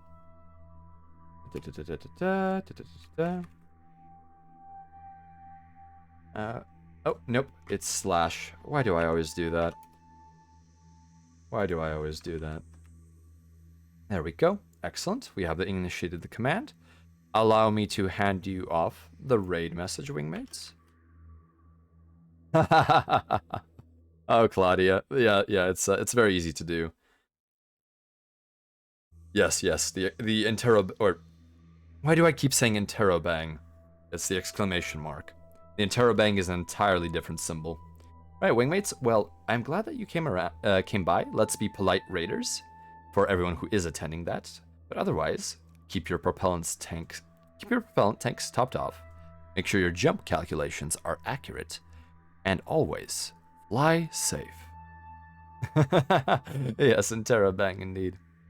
All right, everybody. Thank you for being with us. I had a very relaxing time this particular transmission, and I hope that you will come back for more. Next time I will be online will be a collaboration with Miwa and others to voice Hatful Boyfriend, and of course Saturday will be Yuri's Night. You can find out more on Twitter. All right, everybody. Here we go, beginning the raid in 5, 4, 3, 2, 1, raid.